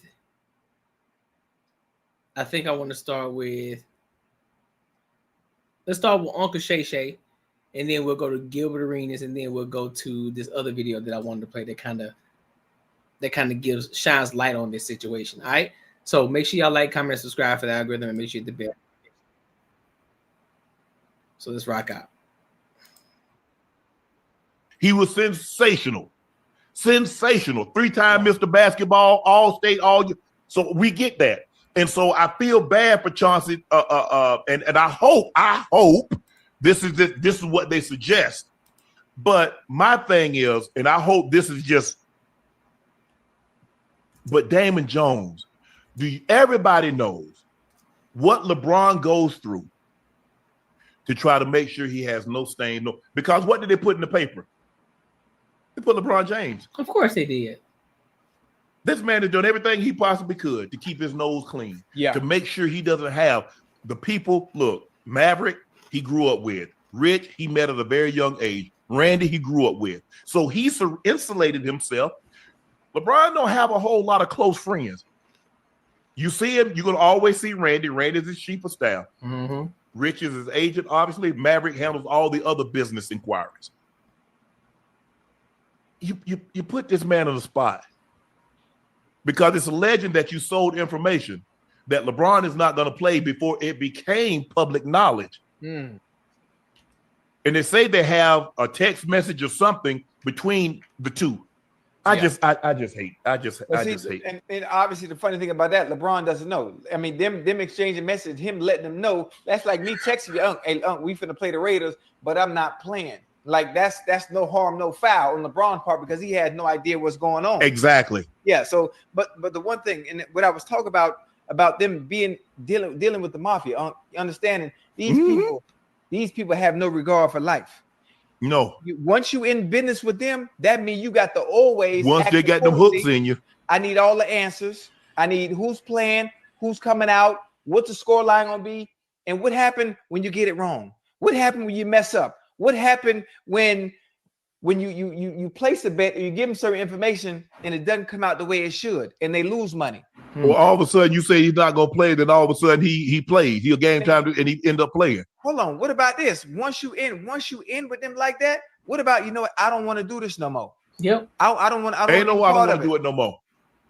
And it's reported that he got $2,500. So on a $50,000 bet, I think it was a $50,000 bet. Wasn't it a $50,000 bet? How much was it? It was over $100,000. They gave you $2,500. Now what? Hold on. They ain't even give you 10%. They gave you 2%. What the hell I'm gonna do with that? Two. Hey, Ocho. Yeah. If it's $2 billion, I'll take 10. I'll take 2%. But not no damn 100,000. Nah, absolutely not. I just man. Let me say this though, because I want to make it clear. I want to make it so clear. I will never pedestalize a celebrity. I will not, because I know all of them are human beings. At the end of the day, they just make a lot of fucking money, right? And so I want to make sure I give the disclaimer before I say what I say. LeBron James is a human being just like everybody else. This ain't got shit to do with how I, what I see him as on the court. Still the GOAT. I'm calling for what I still think. You know what? Let me rephrase that. I don't think he's the GOAT. I think he's the greatest of his era, because I don't think there's no greatest of all time, because everybody was in the era. In order for them to be the greatest of all time, they all have to play in the same era, right? So I put LeBron above Kobe. The reason I put LeBron above Kobe simply because Bron played against Kobe and he's 16-6 versus Kobe. So boom, busting his ass, right? But that's neither here nor there. But to say this, I read up on some of the situation. I read up on some of what's going on. And the amount of people that are on X already, as soon as they heard LeBron James' name, that lit a fire in their ass. That put a battery in their bag automatically. They judging this man. They've already convicted this man in the court of public opinion. Already. Oh, I knew LeBron was this. I knew LeBron was going. I knew it. See, that's y'all go. Fam, if you go back and read it, there's nothing that's saying LeBron was involved in any of the shit. Let alone that he even knew what the fuck was going on. From what I read was Damon Jones got information from LeBron's trainer. Now, was that warranted? Don't know. Was it something that was a trainer involved? Don't know. Or was it something that may have seemed as if it was just regular information, just regular talk, like, oh yeah, they may or may not be playing in the game, and so he used that as a form of, okay, well shit, all right, bet he ain't playing, so next before he went ahead and informed the other people, the people who making the bets and shit, and they did what they did. Hey, look, Bron and AD, they ain't playing this game. They're sitting out, so put your money else, put your money here, or put your money there. So people are literally, boy, they want to see the downfall. They want to see the downfall of LeBron so fucking bad, bro. They want to see it so bad. Again, I know he's human. Has he done things wrong in his life? I'm sure. Who knows? But until we actually get the full-on evidence and we know for a fact that he was involved, like, man, just sit back and wait. Like, the shit crazy to me, fam. Bron can't be responsible for the actions of people around. Exactly. But that won't stop the public that try to hold him accountable for other people's actions. That's what, exactly, bro. Exactly. That's what I'm saying. And of course, and again, that comes with the territory of who he is, the caliber of man that he actually is, the caliber of player that he actually is. He's a fucking mega star. He's on the Michael Jordan levels. He's on the Kobe level. So he's the top tier of the top tier of the fucking top tier. So anything that's connected to LeBron, they're gonna instantly put LeBron at the face of it. It's like, oh yeah, that's LeBron right there. Come on, man. Yeah, Anthony Glassbones. Yeah, you feel me? But that's the thing. I don't even think AD had anything to do with it either. I think it's just information that was just like, all right, well, these cats ain't playing, and so they use that information to go tell other people where to put the money at. That's what I think was going on. Absolutely not. Hey, listen. I understand the gambling part, right? And the gambling part, to me, because I've been in that lifestyle. I don't gamble. Y'all know my cheap ass don't gamble. I'm saying I've just been in that world for so long and seen so many people gamble. Yes. For the past 30 years. The part that has me stunned and is amazed is, boy, you dealing with the mafia. Facts. Like I think people just like letting it go, and they real. Damon Jones, Chauncey, and goddamn Terry Rozier is the only one that's on the goddamn news. Well, where's everybody else? What are the other 30? There ain't no names. People? I gotta get the big name. Oh, Joe, let me ask you a question. When the last time you see somebody post a fish that was this big? They post the trophy fish. Yeah. They're the trophies. Yeah. So now you lose your job, you lose your career, but they still gonna be making their money, huh? Oh yeah, they ain't gonna. It's not gonna stop. No, absolutely not. Bro, look here. And I used to gamble. I did. I mean, I used to come to Vegas and gamble. I gamble on the plane. We play, we used to play Tunk, and we used to play in between. Yeah. Pots get up to $5, $10, $20,000, $30,000. Oh, American money? Yes. Man, boy, y'all tripping. You said, man, y'all tripping. I took a call for a guy. I felt bad for him because I know if he had to go home, he gonna get a divorce. he had a resto, a Chevelle 454. Right. Black. Beautiful. You took the pink slip? I said, man, give me $3,000. Call it a day. Y'all were betting card, pink slips? Hey, he got in the hole. And that's what happens, Ocho. Oh, he was in the hole. Hold on. There was a story out here about a dude named, I think his name was Jeffrey Watanabe. Yeah, for real. Lost $204 million. Lost his family fortune. Read it. And look, and that's the thing too. Hey, look, I'm with Ocho though, bro. There are certain things. I'm like, look, certain things I don't need. I can have the fake shit on some things. But then there are other things I'm like, look, man, I don't care about all that. Listen, just give me this, and I'm good on the rest of that shit. That's why I stopped doing the That's why I stopped placing my bets, bro. That's why I stopped placing bets in football and basketball. I stopped doing all that shit. I stopped doing all of it. I'm like, nah, I'm good. I don't need to do this shit. This shit's stupid. It's just stupid. This shit's dumb. Oh God. But hold on, let me play this other video from Gil. Show me this shit. Let's play this other video from Gil. Cause y'all know how Gil is. Gil like trolling people. So let me ask y'all a question before I play it. Do you think Gil had anything to do with it? Do you think Gil snitched? I'll give you my take. I don't think he did. I don't think Gil got anything to do with it because who Gil was gambling with when he got arrested, he was with some guy from an Israeli crime group. Yeah, that's something totally different. So yeah, I don't think he had anything to do with it. But let's watch this video and Gil out here trolling. Shit's funny. So it's just wild. Your host Josiah Johnson. We have yet to see Gilbert Arenas. A very tough Thursday for some. Oh, here he comes.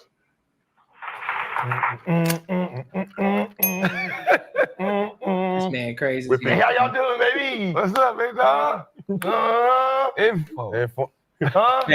Oh, it's like info on there. Informant? No. This is lunch. Informant.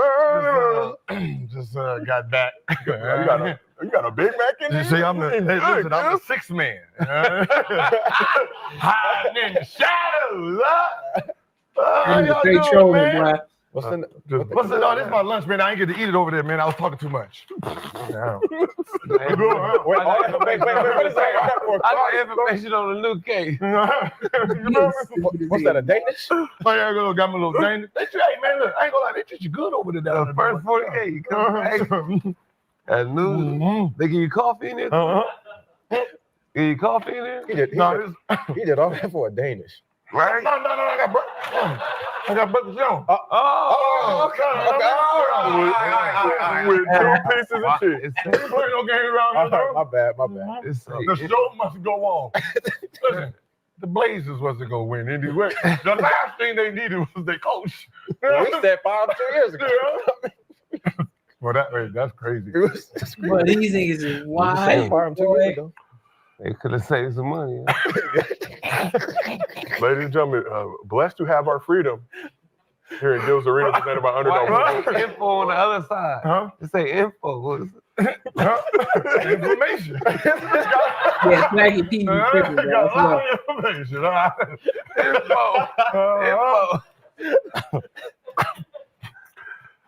Alas, this is Gil's Arena presented by Underdog. As I previously told you, I'm merely a host, Josiah Johnson, joined as always by the legend Gilbert Arenas.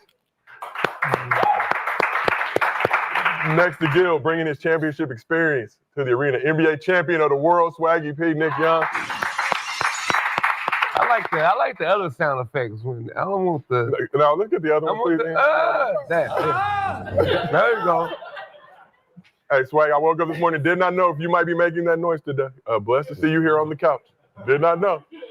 Yeah, I agree. Strange things afoot around Adam Silver's National Basketball Association. But on this side of the couch, man, they go by many names. Money Making Sonny, Championship Charles, but you know him best as Cemetery Larry, NCAA champion of the world, Rashad McCants, back in the arena. Rashad, I know you watched the games last night. I don't watch shit. I don't know what's going on. Don't know? I'm not privy to anything right now. I ain't see shit. I don't know shit, but y'all gonna find out today, though. Goddamn, I done found out at the same time as everybody else. This nigga keep trying to flex his goddamn his chest meat. Pause. So look, I'm gonna play this other video. Let me play this other video about the gambling shit. So there's actually a guy who's a part of the mafia who was giving an entire breakdown of how they do shit, what they do. I haven't heard it. I only listened to like maybe 5 seconds of it, and then we'll go into it. He said McCann has been disowned from the Tar Heel family. Why you disown him, bruh? Why you disown him, fam? All right, so let's go into it. I don't know if I hope Vlad don't do no stupid shit with this. Let's see. Here we go. Boom. You have to pay me all at once, okay? Pay me 5 points a week on the 250 in cash every Friday. You bring it here. That's it. And take as long as you want. Well, they'll do that, for a period of a time. But what they don't know that I know is that even though we cut them off, they're around town gambling with another bookmaker, thinking they're going to make the money back. So before you know it, they're in debt for 500, 600, 700,000. So now I bring them to me after the interest stops, and they said, "Look, how are you going to pay me back? You got a rich uncle? Go rob a bank. I don't care what you do. Bring me my money." You see they're scared. So, all right, I got another way to work this out. Here's how we're going to do it. Okay, you're a quarterback. Okay, you're favored to win by 10 points. The first 3 times you get the ball, you put it in the hands of the other receiver. Put it in the defensive men's hands. You're a running back. You get the ball, you put it on the ground. First 3 times. You let me worry about the rest. You're going to do this until I tell you you're not doing it anymore. That's how I'll get my money back. What are they going to do? They're stuck. And they always did that. They had to shave points in order not to pay back their gambling debt. They had no choice. Either that or, the threat is we're going to put you in a hospital, And right. I didn't have to say that, but they knew that. Because what I would tell them is straight out, I says, one thing you don't understand, whether you're here, any city in the country, or you're in Vegas, you're going to pay your debt. You're not going to get away with it. You owe a gambling debt you have to pay. And if you don't pay, there's serious consequences. So just work along with us. And that's it. That's all you had to say. Man, fuck that shit. Bro, hell nah. No, hell to the nah. You got me all kinds of fucked up tonight. No, I'm not. Well, why the fuck do y'all get in bed with these dudes? Pause. Why?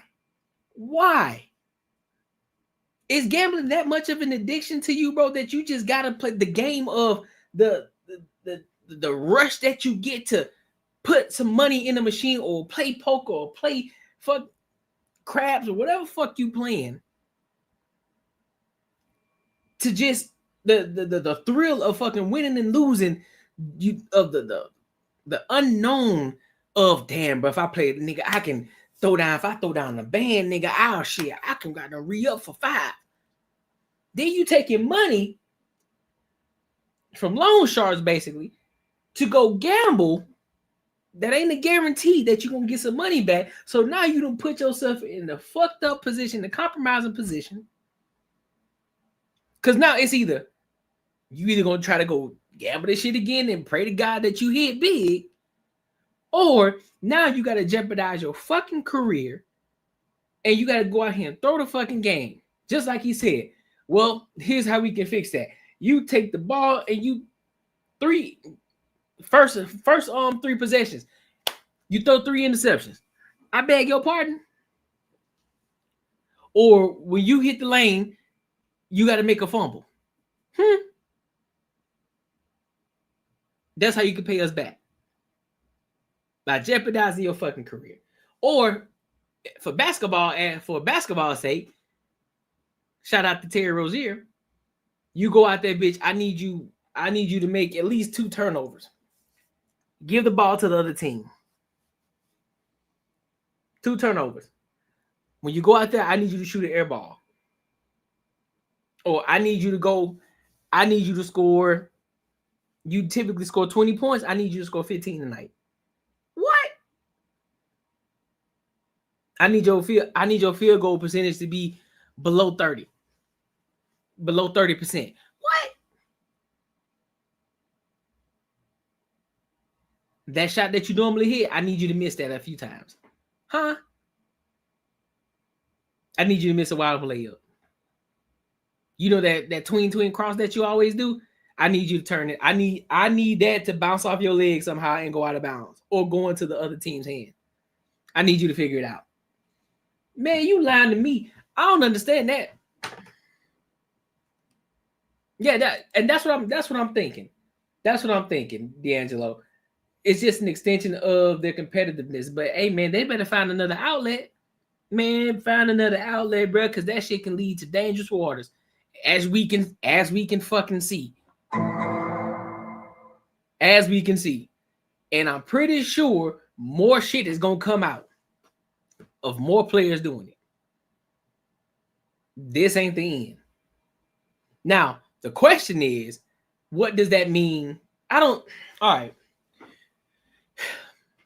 What does that mean for sports?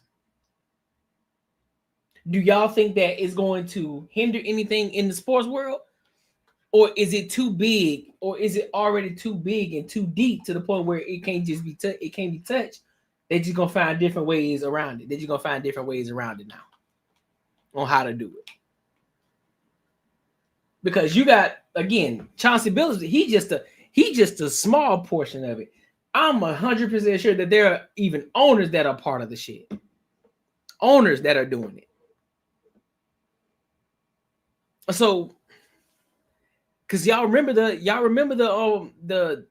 so-called scam with Kawhi Leonard and the owner for the LA Clippers. Y'all remember that shit. So, hey, bro, listen. Take everything with a grain of salt. Take everything with a grain of salt, because everything ain't what it appears. Everything ain't what it seems. When you watching games now, when you're watching the game now, football or basketball or baseball or soccer, whatever sport, at this point, every sport I'm skeptical of. Every sport I'm skeptical of, even pickleball.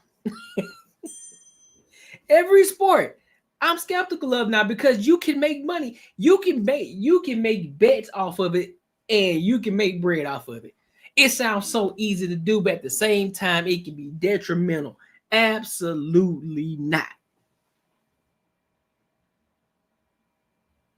You telling me a person who, like, all right, bro, and the thing is, it be so obvious. Sometimes, like, most people, they aren't thinking about it right then and there because they're so in tune with the game. They're watching the game. It's like, all right, he's like, hold up. This nigga shot an air ball from a mid-range. How the fuck you shoot a mid-range shot and it's an air ball? Where they do that at? Or you go to the lane, you shoot a layup, but you bring, I'm talking about you slam damn, hit that hole off the backboard like you threw that bitch like a football. You're like, my man, how the hell you do a fault layup? How the hell you do a finger roll layup off the glass and you hit nothing but glass? That bitch don't even touch. That bitch don't touch the rim or roll around and then roll off. Nothing. That bitch go straight off the glass, and they get the rebound, take that bitch down the court and score. How?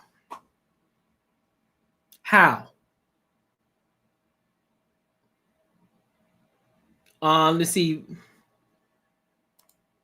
They can't do shit about it now. Yeah, facts. Gambling has always been and forever will be. Yeah, that's I agree. I agree. For players' patterns to change, that drastically goes up the lines to the top. Yep. But not put an NBA team in Vegas. Oh, if they put an NBA team in Vegas, it's game over. Oh man. It's over. It's over. 100%. It's over. Yep.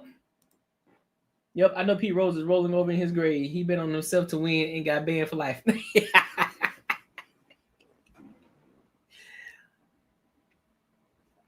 Who be snitching though? Man, who be snitching? Is it how I'm trying to figure out who the fuck be snitching and why the hell they be snitching? Because they get caught up in some bullshit like, oh, I got some information for you. Listen, if you give me time off, I can tell you what really be going on behind the scenes. I can tell you what certain cats be doing, how they be making a type of money, because how in the hell you do this, but yet and still you making this kind of money and you spending this egregious amount of money. How you do that? How you able to do that?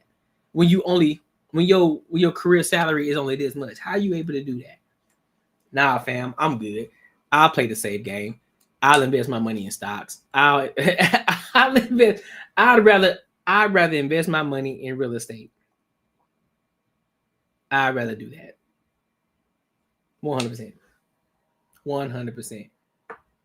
Hell, I saw the Tate Turner was point shaving points his freshman year, blue chips. That's true. And then mind you, because since they wanted to bring out, I you know what? I ain't gonna even say it, but I'm gonna say this though. Jordan, he was a heavy gambler, but because they didn't want to tarnish his career on the gambling aspect, he retired. Remember that early retirement that he went over there to play baseball?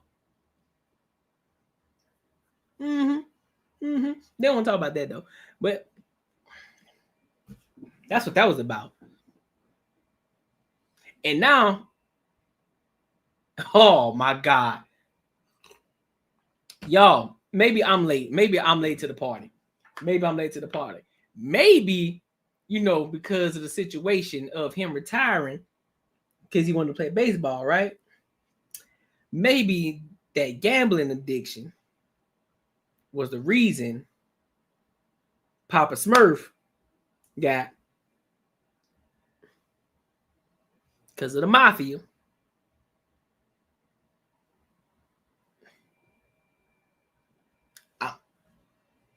Listen,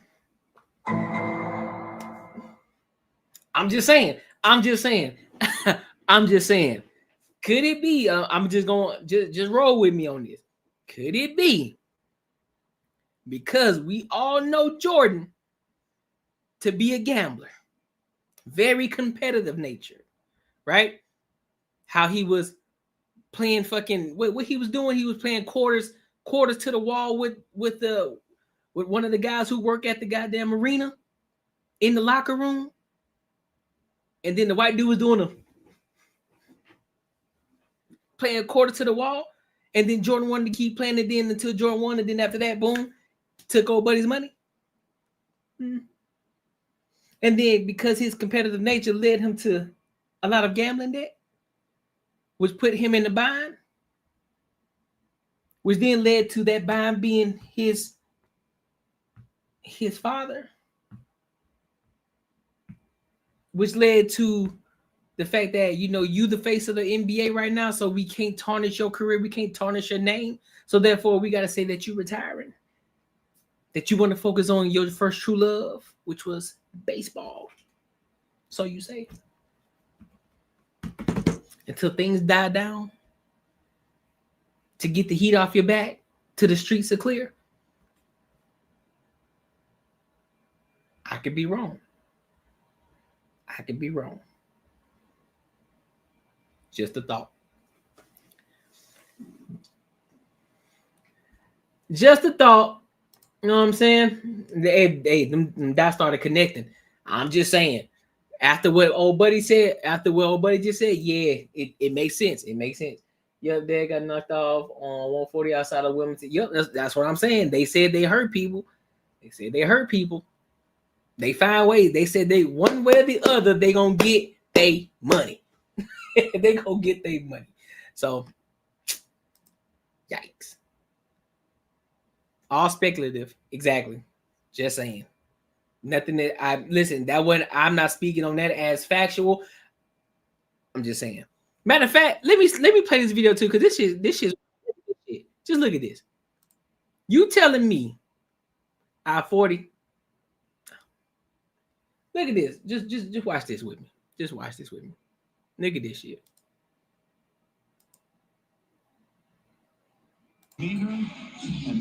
Come on.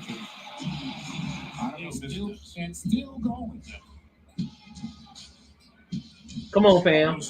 Come on, fam. Let me go back. Give me a second. Come on, fam.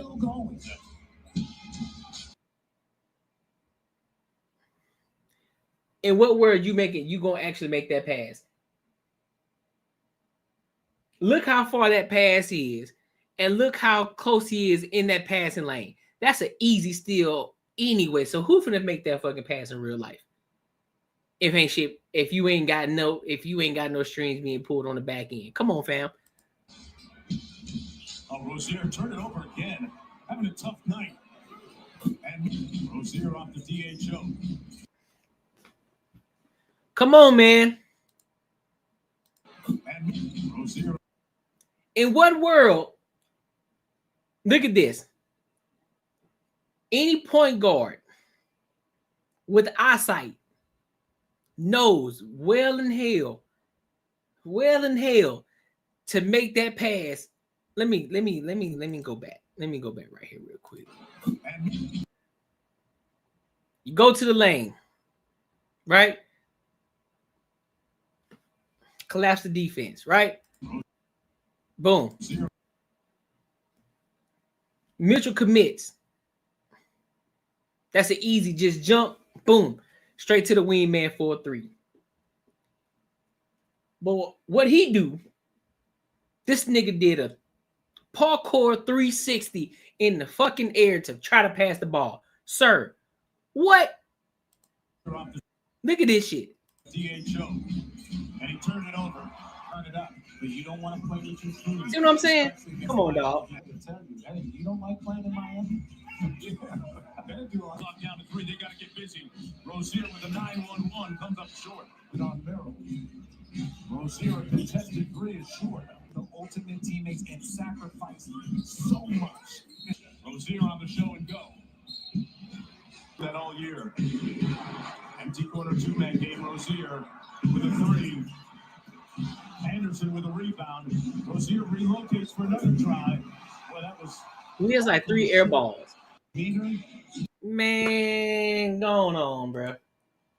Going on, dog. Going on, and ran the opposite way before the other team called it. Yeah, exactly. He definitely doing that on purpose. That's what I'm saying. Like we seen Terry Rozier lock in, especially when he was with the Celtics. There's no way that you can convince me he played that fucking bad without telling me he did that on purpose for a reason. There's no way you can tell me you play that fucking bad. Nope. You lying to me. You are lying to me. If you... All right. Y'all must think I'm boo-boo the fool out here in these streets. Must think I'm crazy. Y'all must take me for some kind of fool out here. You lying to me. Nope. Don't do it. Don't do it, fellas. Don't do it.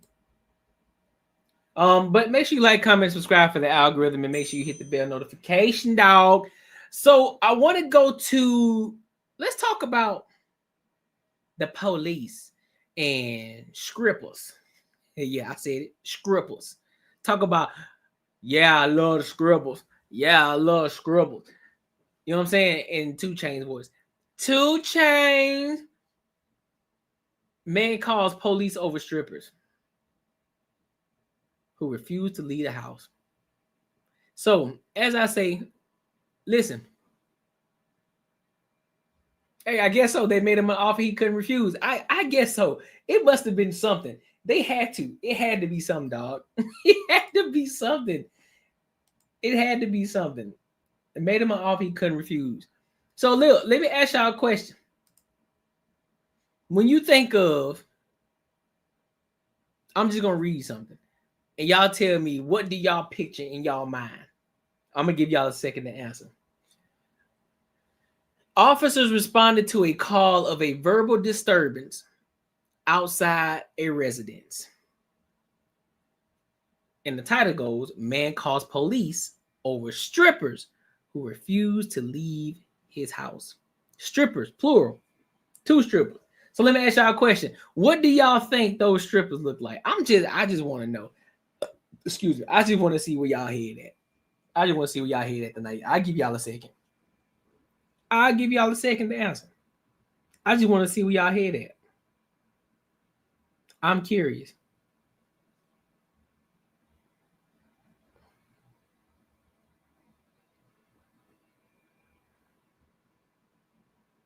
What do y'all think? Tell me.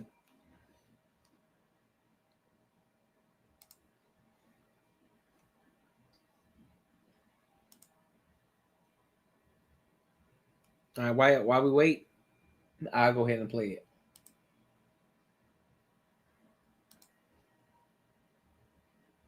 You know him. Who is he to you guys? He's our boyfriend. He's your boyfriend. Yeah. We just moved out here like 2 months ago, and we met him like being out or whatever, and he told us we could come live here, and some of our clothes and stuff is in there and everything. When we first got here, it was a girl named Brooke, and she was. Oh, they definitely in Florida. Hold up, let me see. Is it? Can I confirm that? Yeah, they definitely in Florida. That's Florida for sure. That's Florida for sure. Going crazy over here, and the police came, and it was us. You get your Right now, it's us. I ain't do nothing, so he ain't asked for it. I'm just here, so. Damn, why y'all voice so goddamn deep? Oh, it's You have no relationship. Maybe I'm projecting.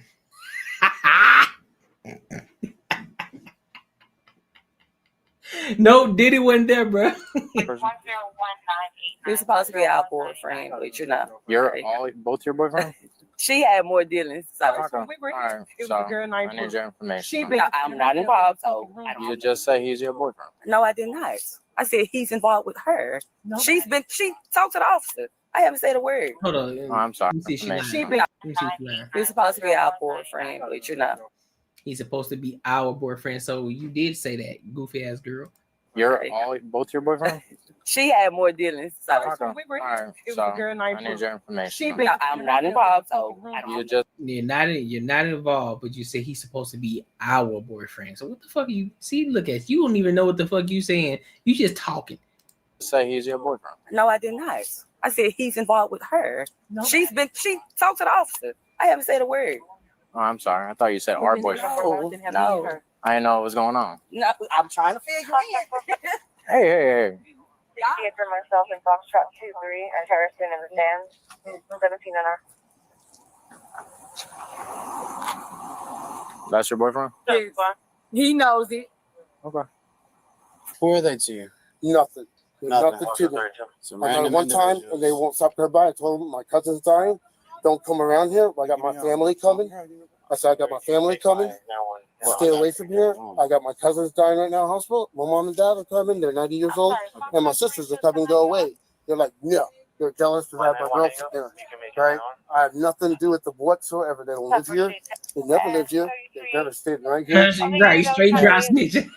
Show them all the ring cameras. Ma'am. He wants to lie like he don't know it's because it's another woman in there. Okay. Another woman in there. He wants to show them ring cameras of us pulling up angry. I'm shaking.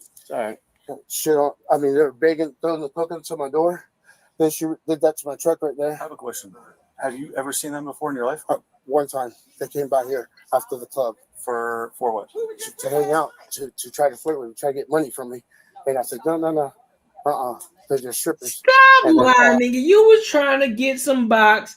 You was trying to get them to reach back and spread so you can hip thrust them. Nah, you ain't finna lie to me. I know what kind. I know your kind. Mm-hmm. And they're trying to like, just like trying to, Do you happen to have Yeah, they're working women. So I work at strip bar. And that's the night walkers. That's the night walkers. That's what night walkers. Just get grab your ID from your please. Or what the people try to yell. The reason why there's a lot of I mean, us she is could because be the a, call what they came call them a night from him ballerina saying dancer. What that they call them? there's too late people he doesn't know trying to break into the door. So Oh, see how he's lying? listen. I mean, I can see that. I can see now that's not the case. Do you want to see our messages up here saying he loves us? He loves me. He wants us here. Do you want to see that? He don't know us, right? Who's us? Me and her, we're his girlfriends. I'm not his girlfriend. So you lying to me? No. You lying to me? She's lying. I'm not lying. Look at the message. She's not his girlfriend, but I mean, he likes both of us. So, I mean, he originally met her. So you don't have no relationship? No. Okay. You see, he ain't saying shit. Okay. Yeah, this is my last one. I'm going to take the hobby making an LI. He got a hey, look, he got another street walk in there. He got another street walk in there. He got another one in there, bro. That's why they out. He got another one in there.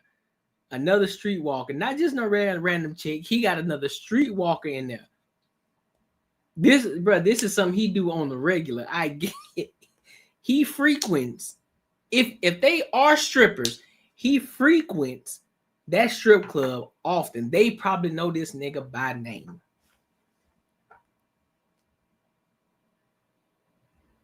$100%. You feel me? Yeah. What JB in at? Where he at? This is his time. Look. This is JB's time to shine. This is where the ratchet can come out. This is the time for the ratchetness to come out. Where he at? I see your names at my job today. Oh my God. We never knew nothing. So we find out everything when the cops get here.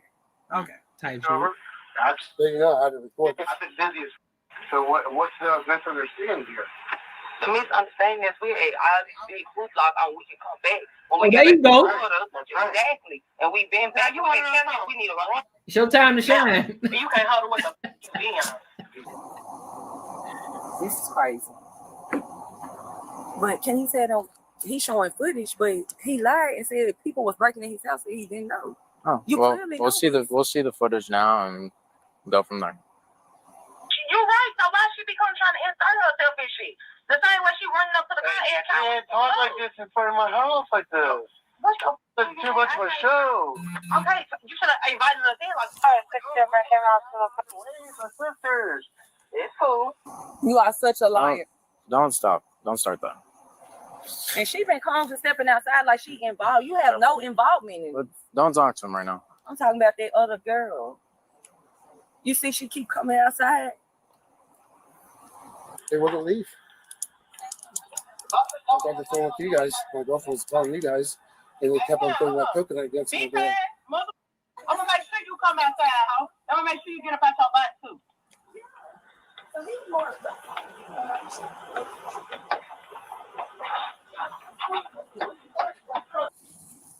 Thank you. Charlie. Put the keys in the sheet. Nigga, she scratched the keys. She scratching the shit out of it. Scratching the shit out of it. God damn. Man, why y'all just standing in there looking at shit? Do something. Hugging the shit, just standing there. Excuse me.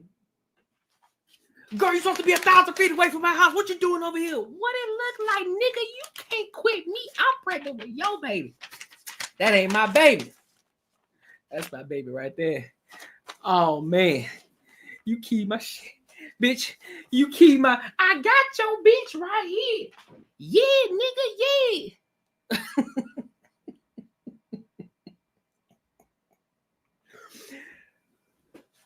Shut up, you little punk. Don't nobody quit me. You wait till I tell Baby D. She gonna fuck you up. Get a definite yes, 10:15 From the call. You have Hallandale. Where are you guys gonna go after this? Hotel. I have to get a hotel now because he won't even give me my stuff out of there. He said we don't night live walker here. for sure. It's crazy. He won't give me my things. He won't let us in. He won't even let us. I mean, how can he do this to me? She ain't even And then he just for stand real. there like I'm nothing. Oh, she's scheming. Like I'm not shit. Like we haven't been laying in there all together. Yesterday, it was the same. Yes. It was the same thing. You found out, or you didn't know? No, we actually went in. We chilled. You know, We was had together. drinks. All of us was together yesterday. Yesterday, And all of then us was we together. left. We ended up leaving. We came back. In the midst of us coming back, he was coming outside with that young lady that's in there. And he was like, "Oh, He don't want to that's give me my friend." clothes. He don't want to let us come. Gotcha. We were all just together yesterday. Buddy, but listen, Buddy probably got his shit off, and he ain't paying him, and he like, hey, listen, y'all gotta go, y'all gotta go, and they like, nah, where my money at, man? Listen, you gotta go, man. Or he probably hit the ass, with it. Listen, I'm gonna get you back. Don't worry about it. I'm good for it. You know me. You know what I'm saying? You know me. I got you. You know what I'm saying? Let me go to the ATM or let me, you know what I'm saying? Let me do some things real quick. Go do what you got to do. And I had the money for you when you get back. As soon as ass roll back up, nah, bitch, you ain't getting in here. Psych. You ain't getting nothing. Now she out here scratching up cars. Out here talking about we together, all of us together. Man, night walkers. 100%. But try to get the buy one and get one. Hell yeah. That's what I'm saying. She probably already got her finesse. She straight. She good. That's why you right. She just sitting back chilling.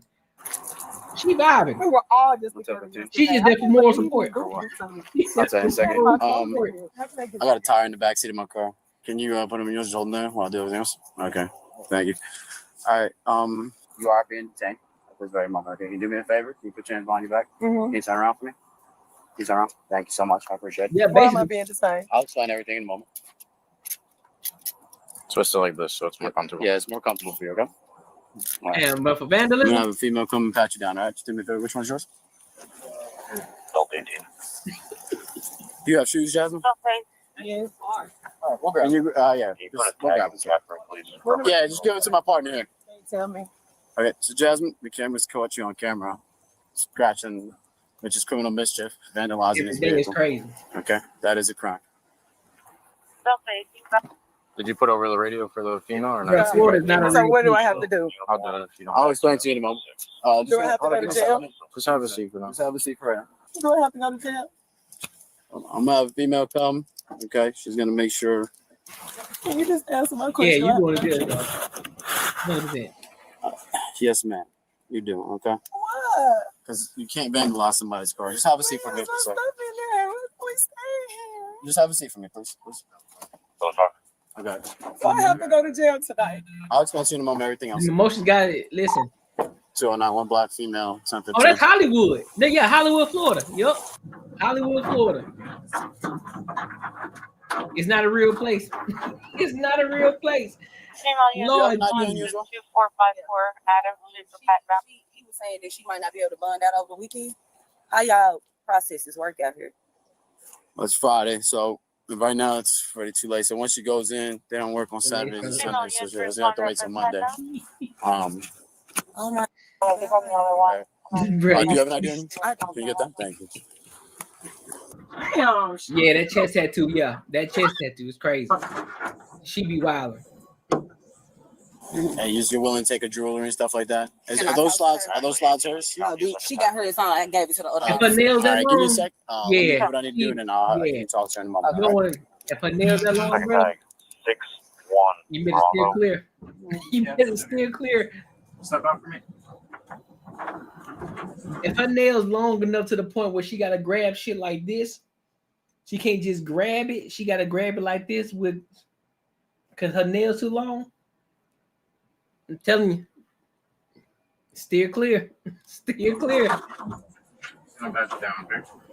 Reading at the first time. No, but you're close. Jennifer, you made some of the Hollandale access,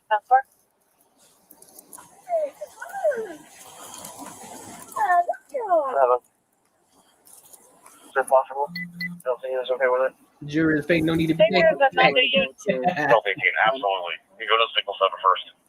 Thanks for my friend to come in. She's gonna come in. She's gonna talk to you in a moment. You want your jeweler to go with her? Yes. Okay. If you can I get a verbal yes, just because it's on camera? Okay. Is that it? Oh, the right. I don't even want to talk no more. You don't have to. This is for you. I just need to know if you want your jeweler to go with your friend. That's all. I need you to verbally say yes.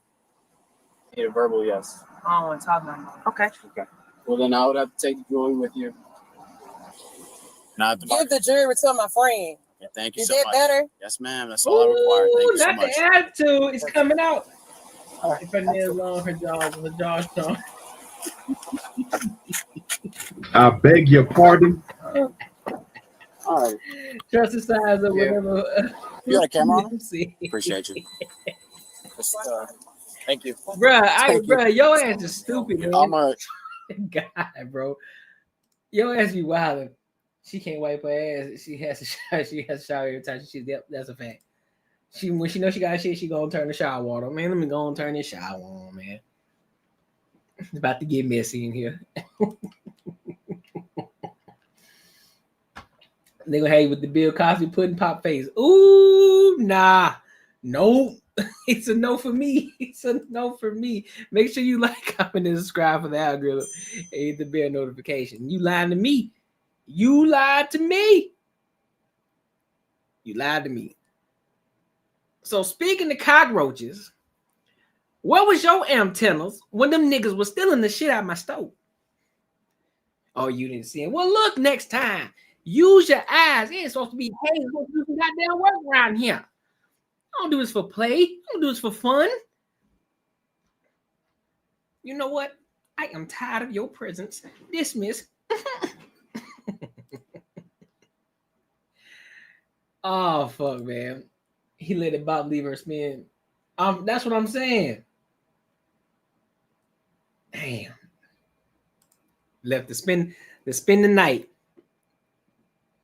Not to spend the night bag. So look, let's go to this other one. I thought this was pretty interesting too.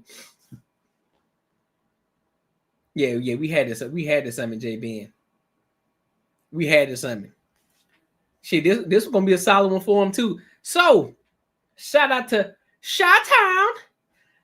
Hold on, how I go? How he did it? From what you call it? From Stump York.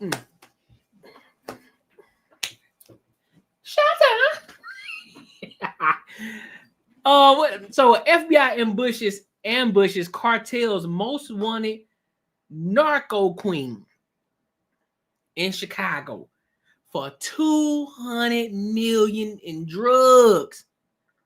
200 mil, boy. Drugs and 10 tons of weapons seized, bruh. 200 mil drugs and weapons seized. So let's play this video. It's kind of linked. It's about a good solid 30 minutes. So we got some time on this one. So let's lock in. Step left, step back forward.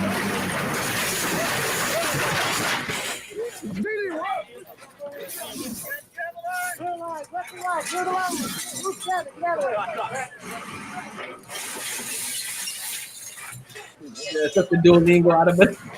FBI just ambushed one of Mexico's most wanted narco queens, La Diabla. At the scene, mountains of weapons, millions in hard drugs, and the shattered remains of a criminal empire. But amid the chaos, one question cuts through every briefing room and every headline. How did La Diabla infiltrate Chicago without anyone noticing? Listen, bro, you gotta be. Listen, fam. Before we dive deep into it, boy, you gotta be some kind of crazy. You gotta be some kind of crazy in your head to want to go inside of a narco's crib to interview them. You gotta be some man, boy. You crazy? Nope, you better than me.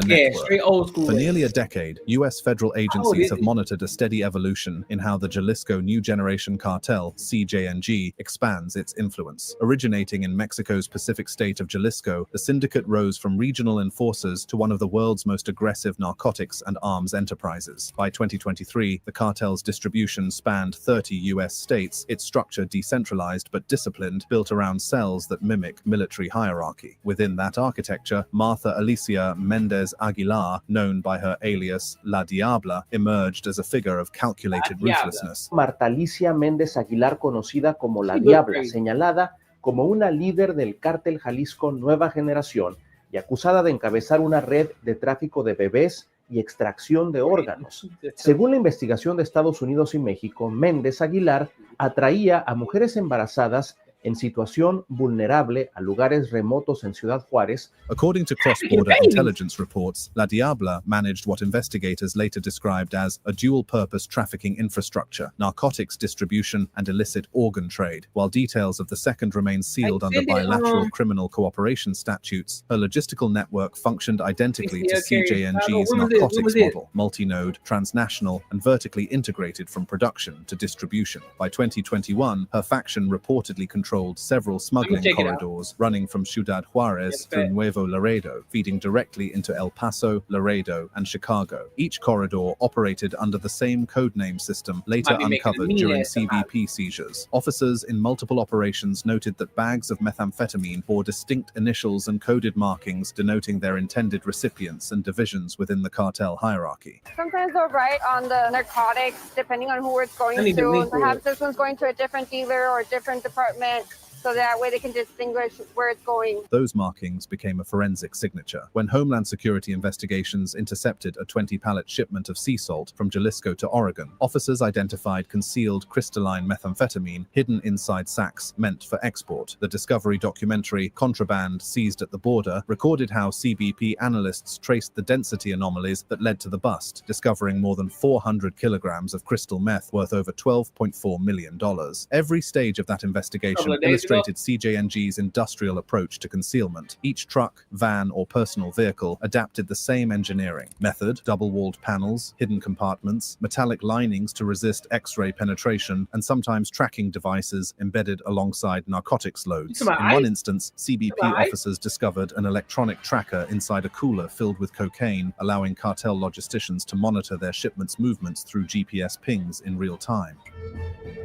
There was something in there that also looked like electronic in the walls. Yeah.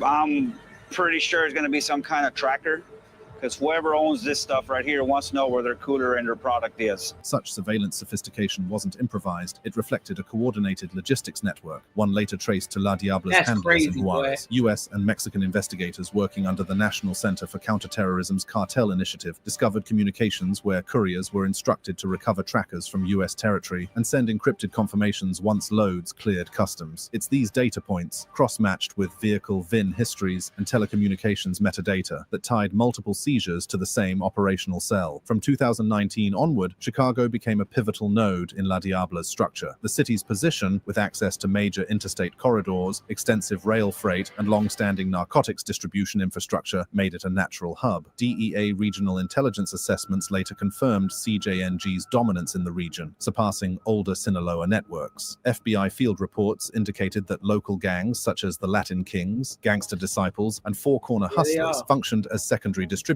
purchasing bulk quantities of meth and fentanyl through intermediaries tied to La Diabla's middle managers. Meanwhile, on the Mexican side, her operational discipline earned her notoriety. Agents described her as fluent in logistics, but ruthless in enforcement, a leader who enforced silence through targeted disappearances. The same networks used to move narcotics were repurposed for human trafficking. Pregnant women lured by false employment offers were taken to safe houses in Ciudad Juárez. The official joint statement from Mexican prosecutors alleged that illegal cesarean procedures were carried out, followed by the sale of newborns to buyers in the United States. Luego, sus órganos eran extraídos y los recién nacidos vendidos a parejas en Estados Unidos por hasta $14,000.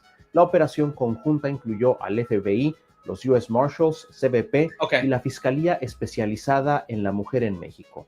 The accusations blurred the lines between cartel violence and transnational organized crime of a different order, one that triggered counterterrorism level coordination. By mid-2023, the National Center for Counterterrorism, NCTC, reclassified several cartel cases under hybrid threat protocols, allowing federal agencies to deploy advanced surveillance assets traditionally reserved for terrorism investigations. This represented a policy shift, treating cartel logistics as paramilitary operations rather than conventional criminal enterprises. Through signal intercepts and forensic financial tracing, authorities identified more than 60 front companies linked to La Diabla's network, logistics firms, freight brokers, and agricultural exporters acting as legal facades for chemical precursor importation. Invoices recovered during coordinated raids in Guadalajara and Monterrey showed legitimate bills of lading for sea salt, agricultural fertilizer, and ethanol, all of which could mask methamphetamine production chemicals. Each piece of seized evidence helped build the intelligence mosaic that would lead to the Chicago ambush. CBP and DEA analysts noticed a repeating pattern in trafficking flows: Jalisco, Juarez, Laredo, Dallas, Chicago. It's the same corridor frequently featured in U.S. interdiction operations.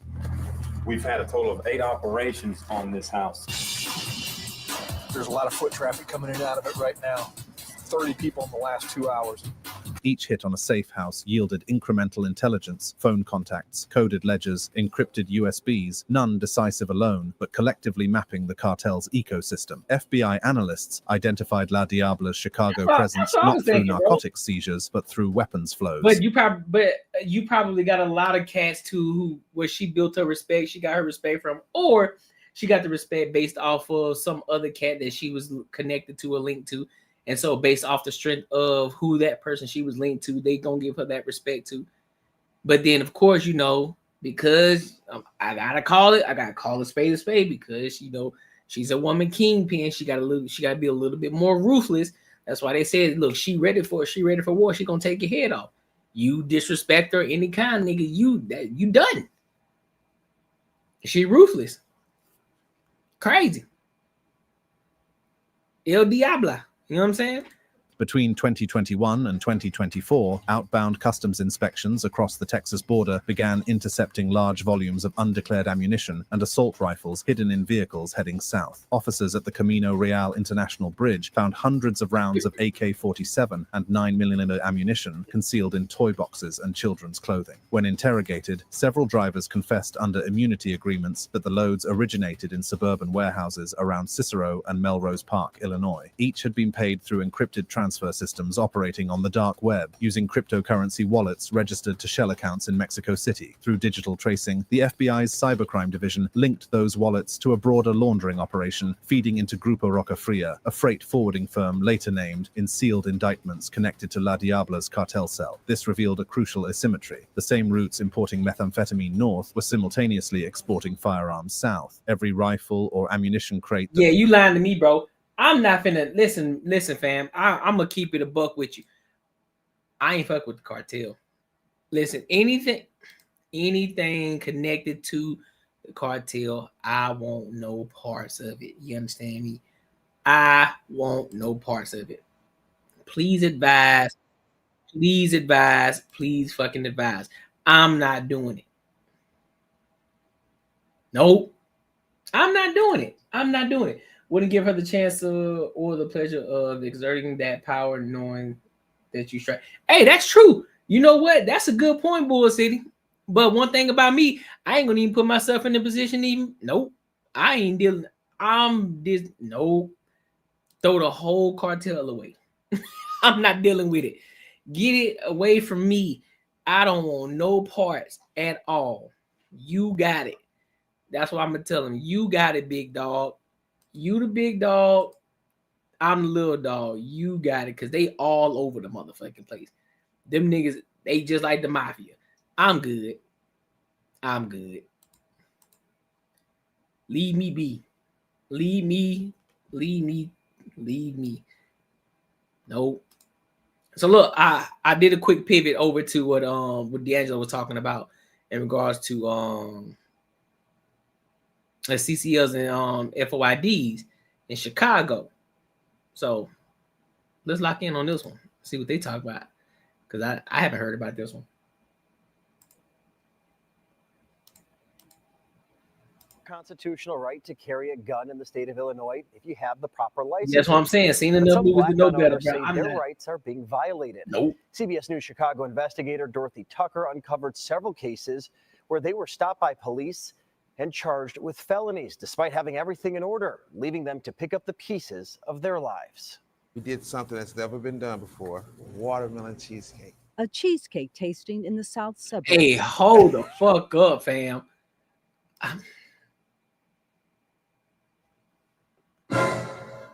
Hold the fuck up, fam. That look was crazy. Where they were stopped by police and charged with felonies, despite having everything in order, leaving them to pick up the pieces of their lives. We did something that's never been done before.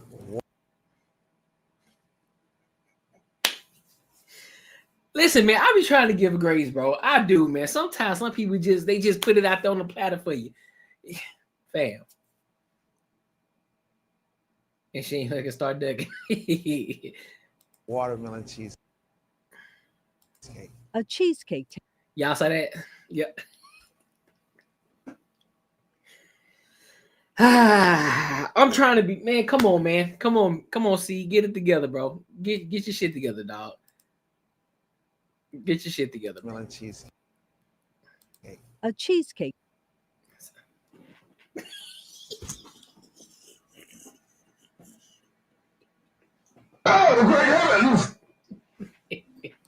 Tasting in the South suburbs. Oh my God. Louis McWilliams's dream is to grow his business. It's gonna blow you away. I like it. Whoa. All was good. Whoa, sir. I beg your pardon. Whoa, sir. Gonna blow who away? Yo. Pause. Hey, I'm pretty sure it is good though. I ain't gonna listen. That's beside the point. I'm 100% sure that shit probably good. I'm pretty sure. My back spread a little bit when I saw the cake. I was like, ooh, that shit look good. So my back wings started to spread a little bit. So I felt the transformation coming.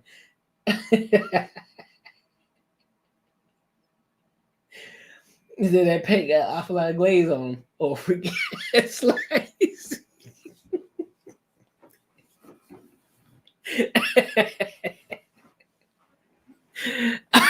Oh fuck. Oh my God, it's so good. I told you. This is like a Jolly Ranch. Until this. Right now, you being saying right now, this is the boy. Don't tell me this nigga was putting crack in the cheesecake. I'm sorry. I'm sorry for pausing it. Bruh, let me find out this nigga putting crack in the cheesecake, dog. I'm an entrepreneur. I have a company, a cheesecake company called Ann's Flavored Cheesecakes. At the time of this interview, Louis faced a felony charge. Yo! This has been very traumatic for me. I feel like my rights was violated. His Second Amendment rights. Louis is an avid gun owner. Just got me the AR top, one in the middle. In April, Louis was pulled over on the south side, West 79th Street. He had a missing front plate. Hey, how you doing, boss? Good. The first thing he did, tell the officers he had a gun. Okay, where's your firearm? On my side.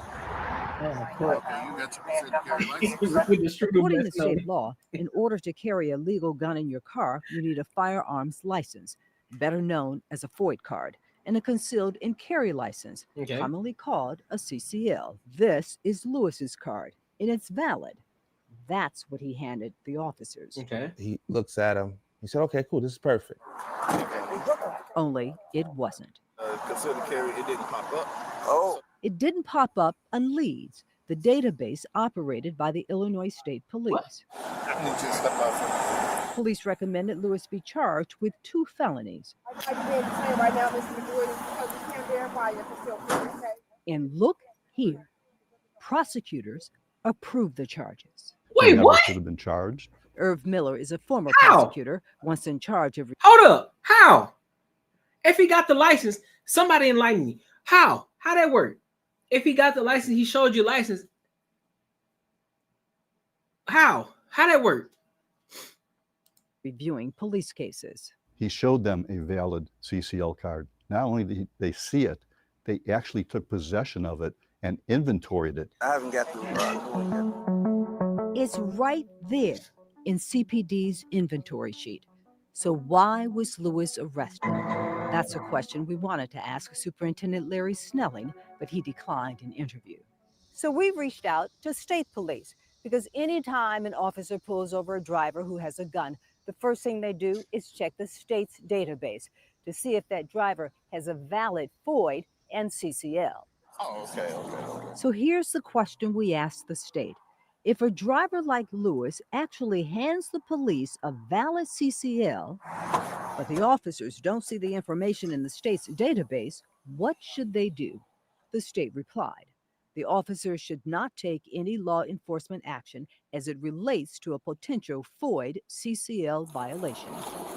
That's what Lewis expected, and what he was told later as he stood in a jail cell. And if this comes back clean, yeah, then they just let you go, apologize, and let you go about your day. That's not what happened. Lewis spent 24 traumatic hours behind bars. It was just deplorable. There were roaches falling from the ceiling. all of this because of illegal everything. Yeah, I can't tell you why. I need somebody to tell me, man. Worse than the jail conditions, a missed business opportunity. That day, I had a meeting. Could not do the meeting that day because I was arrested. By losing that, I might have lost the franchise. Beside the point, though, hey, fam, do me a favor, real quick. Because what's going on with you? You know what I'm saying? That was fucked up. That is fucked up. What's also fucked up is your hair. I'm gonna need you to cut it. Listen, fam. Listen, bro. I'm just trying to help you out, big dog. I ain't trying to come for you. I ain't coming for your chest, bro. But I'm just saying, come on, dog. You gotta just let it go, fam. Let it go, bro. Lewis also lost time, lots of it. He was in and out of court fighting to get the charges dismissed. Yeah, that's just wild. His impounded car returned. I know this is a system, so just hoping for the best results. It wasn't until mid-June, 3 months after he was Proud stopped, family, that family. the case was finally dismissed. Got that I'm very George excited Jefferson. for him, but this is not the end. Next step, more money spent to expunge the case. Sue the city. So his arrest won't show up in a background check. And all of this for somebody who did nothing wrong? That's crazy. Your joy is a little bit... Dampered, yes. Totally dampered, because now this is a much longer process. It's nearly impossible to know how many drivers like Lewis are wrongly charged with unlawful gun possession that are later dismissed. Neither the CPD or the Cook County State's Attorney's Office track it. Because we got to confirm whether it's actually valid or not. We did find a handful of lawsuits. Listen. It's time to cut the hair. It's time to cut the hair off your head. While you at it, you might as well go ahead and cut the hair off the eggs too. You know what I'm saying? Make sure you tap into the Manscaped. You want to make sure you're fresh on top of your head and that head that's unseen. You feel me? Go ahead and tap into it. You need it. It's gonna make you feel better. Make you feel more confident. You're gonna walk with it. Your walk gonna be different. You understand me? If you get my drift. Because, man.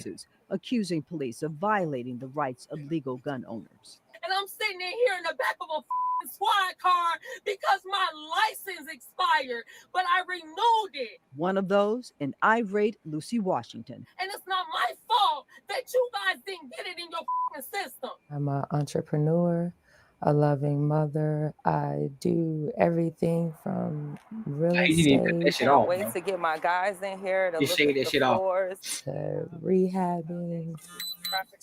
Here's Lucy. Get the Manscaped clip and just go crazy. Cut all the hair off. In December of 2023, she was stopped for failing to put on her turn signal. Without hesitation, she volunteers. I am concealed and carry. As a single woman, Lucy carries a gun for protection. I have it. My love, your CCL expired. I know, but if you pull it up, it'll show that I already tried to renew it. Lucy tries to explain that the email showing proof she renewed is on her phone. My phone is fell. Only she can't find it. Oh, that sucks. This is the email from the state Lucy was trying to show the police. It says if you apply for renewal, you're eligible to possess a license.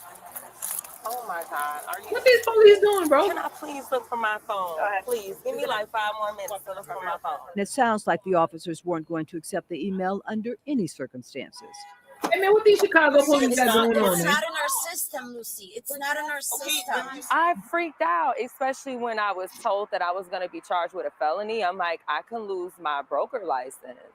Nah, she a biter. Like Lewis, Lucy's felony charge was eventually She a biter, dismissed. bro. She also got the case expunged, but she's still JP, living you don't with want the that. trauma. She a biter, bro. Search a property that is in my name, my mugshot shows up next to it. It's embarrassing. Yeah, that's You know, how do I explain to someone like, oh no, I was innocent? If they did nothing wrong, again, why were Lewis and Lucy arrested? We pose that question to Phil Smith. I'm honored to testify today. Smith is a president and founder of the National African American Gun Association. Membership more than 50,000. Outrage, anger, frustration. Not again. Those are the conversations and statements that are going in my head when I hear about another Black person being stopped illegally, being arrested illegally when they've had all their stuff together. While there is no data that tracks race in these types of gun arrests, Smith points to America's disturbing history of Black people with guns being unjustly killed by police. If you look at other communities, they have firearms all over the place, and it's okay. They go to Macy's, they go to Walmart, they go shoot and hunt, and it's okay. This is so ridiculous, bro. I felt defeated, you know? I felt defeated. And I felt like nobody had my back. Take me through that. I just feel like the rights that I've been given, Take me through that. Take me through constitutional rights to that. have it, that the police officers didn't stand up for. These cops, man, killing me, bro. Since the arrest, Lewis has been struggling to rebuild his cheesecake business. That sucks, bro. He blames police for the setback and plans to sue the department. Hell yeah, I This would too. shows that no matter how much you follow a system of which they create, they can still deem you wrong. Yeah. At this point, both Lewis and Lucy are still waiting to get their legally purchased guns back from CPD. Both the state's attorney's office and the state police declined to be interviewed. Dorothy Tucker, CBS News Chicago, investigators. Our team is working to find out just how often this happens. If this happened to you, we want to know. Head to our website and take our survey at cbschicago.com. I took control. Hey, fam. I don't know what the hell Chicago got going on over there, but I'm gonna need them to get their shit together, bro. It's all discombobulated over there. It's all discombobulated over there. I don't know what JD Pritzker doing over there. I don't know what Mohawk Johnson doing over there. I don't know what none of them doing over there, but they need to get their shit together. Trump, where you at? The newscaster is Jazz's mom.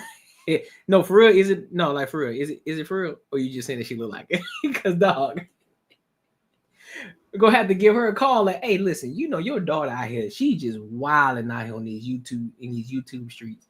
She going crazy. I'm gonna need you to talk to her. I'm gonna need you to talk to her. I'm gonna need you to get her straighten out, get her together, because she is wilding. You hear me? You hear me? You know what I'm saying? Need to hit her up. Here in Illinois, when we renew our card, they don't issue a new. The cops can just verbally say they don't see it. See, that's bullshit. Nah, that's bullshit. That's bullshit, bro. No, that's a bunch of bullshit, bro. They need to fix that. They need to fix that immediately. Because that's not cool. That's not cool at all. The people who are trying to do the right thing, they still get handcuffed and arrested for doing the right fucking thing. They do everything that they're supposed to do. Hey, listen, bro, I got the license to carry. Here goes my card. Boom. You know what I'm saying? It was supposed to renew. I tried to renew my shit. I got the email. I got all the confirmation that I'm renewing my shit. So we good. We should be straight. No, I don't see it. What you mean you don't see it, nigga? Don't you got eyes? Because if I can see the same thing that you can see, then I know for sure that you know that my shit is legit. So we straight. Like, why you handcuffing me, dog? See, nah, they need to fix. Nah, they got to get that shit fixed. ASAPy Pappy. ASAPy Pappy. They need to get it fixed immediately. Immediately. Cause that shit's not cool, bro. On any level. Hey, look, for real though, they talking about it's New York shit. That shit might be Chicago. Gotham City might be Chicago. It might be a replication of Chicago and not New York. The more and more I look at it. All types of protests going on here for that. Man, listen, it's only so much protest gonna do. Somebody gotta get in that bitch and make some change. They need to vote. They need to vote for the right people to get them in and make some real fucking change. Protests are only gonna do so much. All they gonna do is let you do what you do, and then they're gonna go on about their day and keep doing what they've been doing. Well, they need to update them systems. About your negotiation interest rate and home inspection requests will all be messed up over some dome. Buyer beware. For real, over some dome, bro. Over some straight dome. But nah, that shit's wild though. That shit's crazy. They gotta do something about it. They gotta do something about it. Ooh, let's see. I think we should be. Not that we good. Bad box, no deal. Bull City, she better be good eaters. Did Lupe? Oh yeah, I heard about that one. To Lupe Fiasco. Yeah, I heard about that. One. But all right, man. Tonight was a good show. It was a solid show tonight. You feel me? Yeah, man. Make sure y'all tap into Banter and Barter show on Tuesday night because we gonna be locked in. We got Carmen coming back on Tuesday. She enjoyed her time with us last time, so she wants to come back. It's gonna be dope. I like Carmen. She's dope. What else I got? Yep, make sure you tap into the Patreon if you haven't already.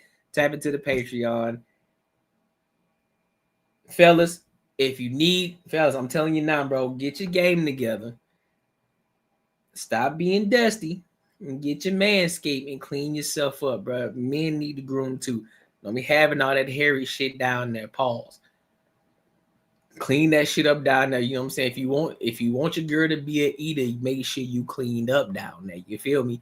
So make sure you go and get your landscape right now. They got the full package. They got the ball deodorant. They got the, where you can manscape your shit. They got shit for your beard. Listen, they got the whole shebang boo out. You want to tap in and go ahead and get it now. You can get your discount on it right now. Just click the link and you can get your discount so you can be straight and stop being a dusty, right? Also, what else I got? I think that's it. Yeah, and if you want to support the channel, y'all already know how to do that. You can super chat, cash out, whatever, but it's not expected, it's appreciated. All right. But other than that, man, we good. We are good. He said, if you were a teacher back in the day, you would put me and Jay on the opposite side. Oh yeah, 100%. 100%. I'd be the one. Yeah, I got a couple of homies that we used to be in the same class together, but we couldn't get shit done. Y'all know that type of shit where it's always you and your homie. A lot of times you will get in trouble, but the teacher put y'all across the room. But every time y'all look at each other, you want to laugh because it's some bullshit. Because it's some bullshit that's popping off. It's always something. It won't even be nothing. You just look at the nigga, and y'all niggas about to start laughing, and it can be nothing. It just be some funny shit. I used to love when you had to do presentations though. And you always had that one person who was always stuttering when they had to go up for their presentation, or you had that funny talking person.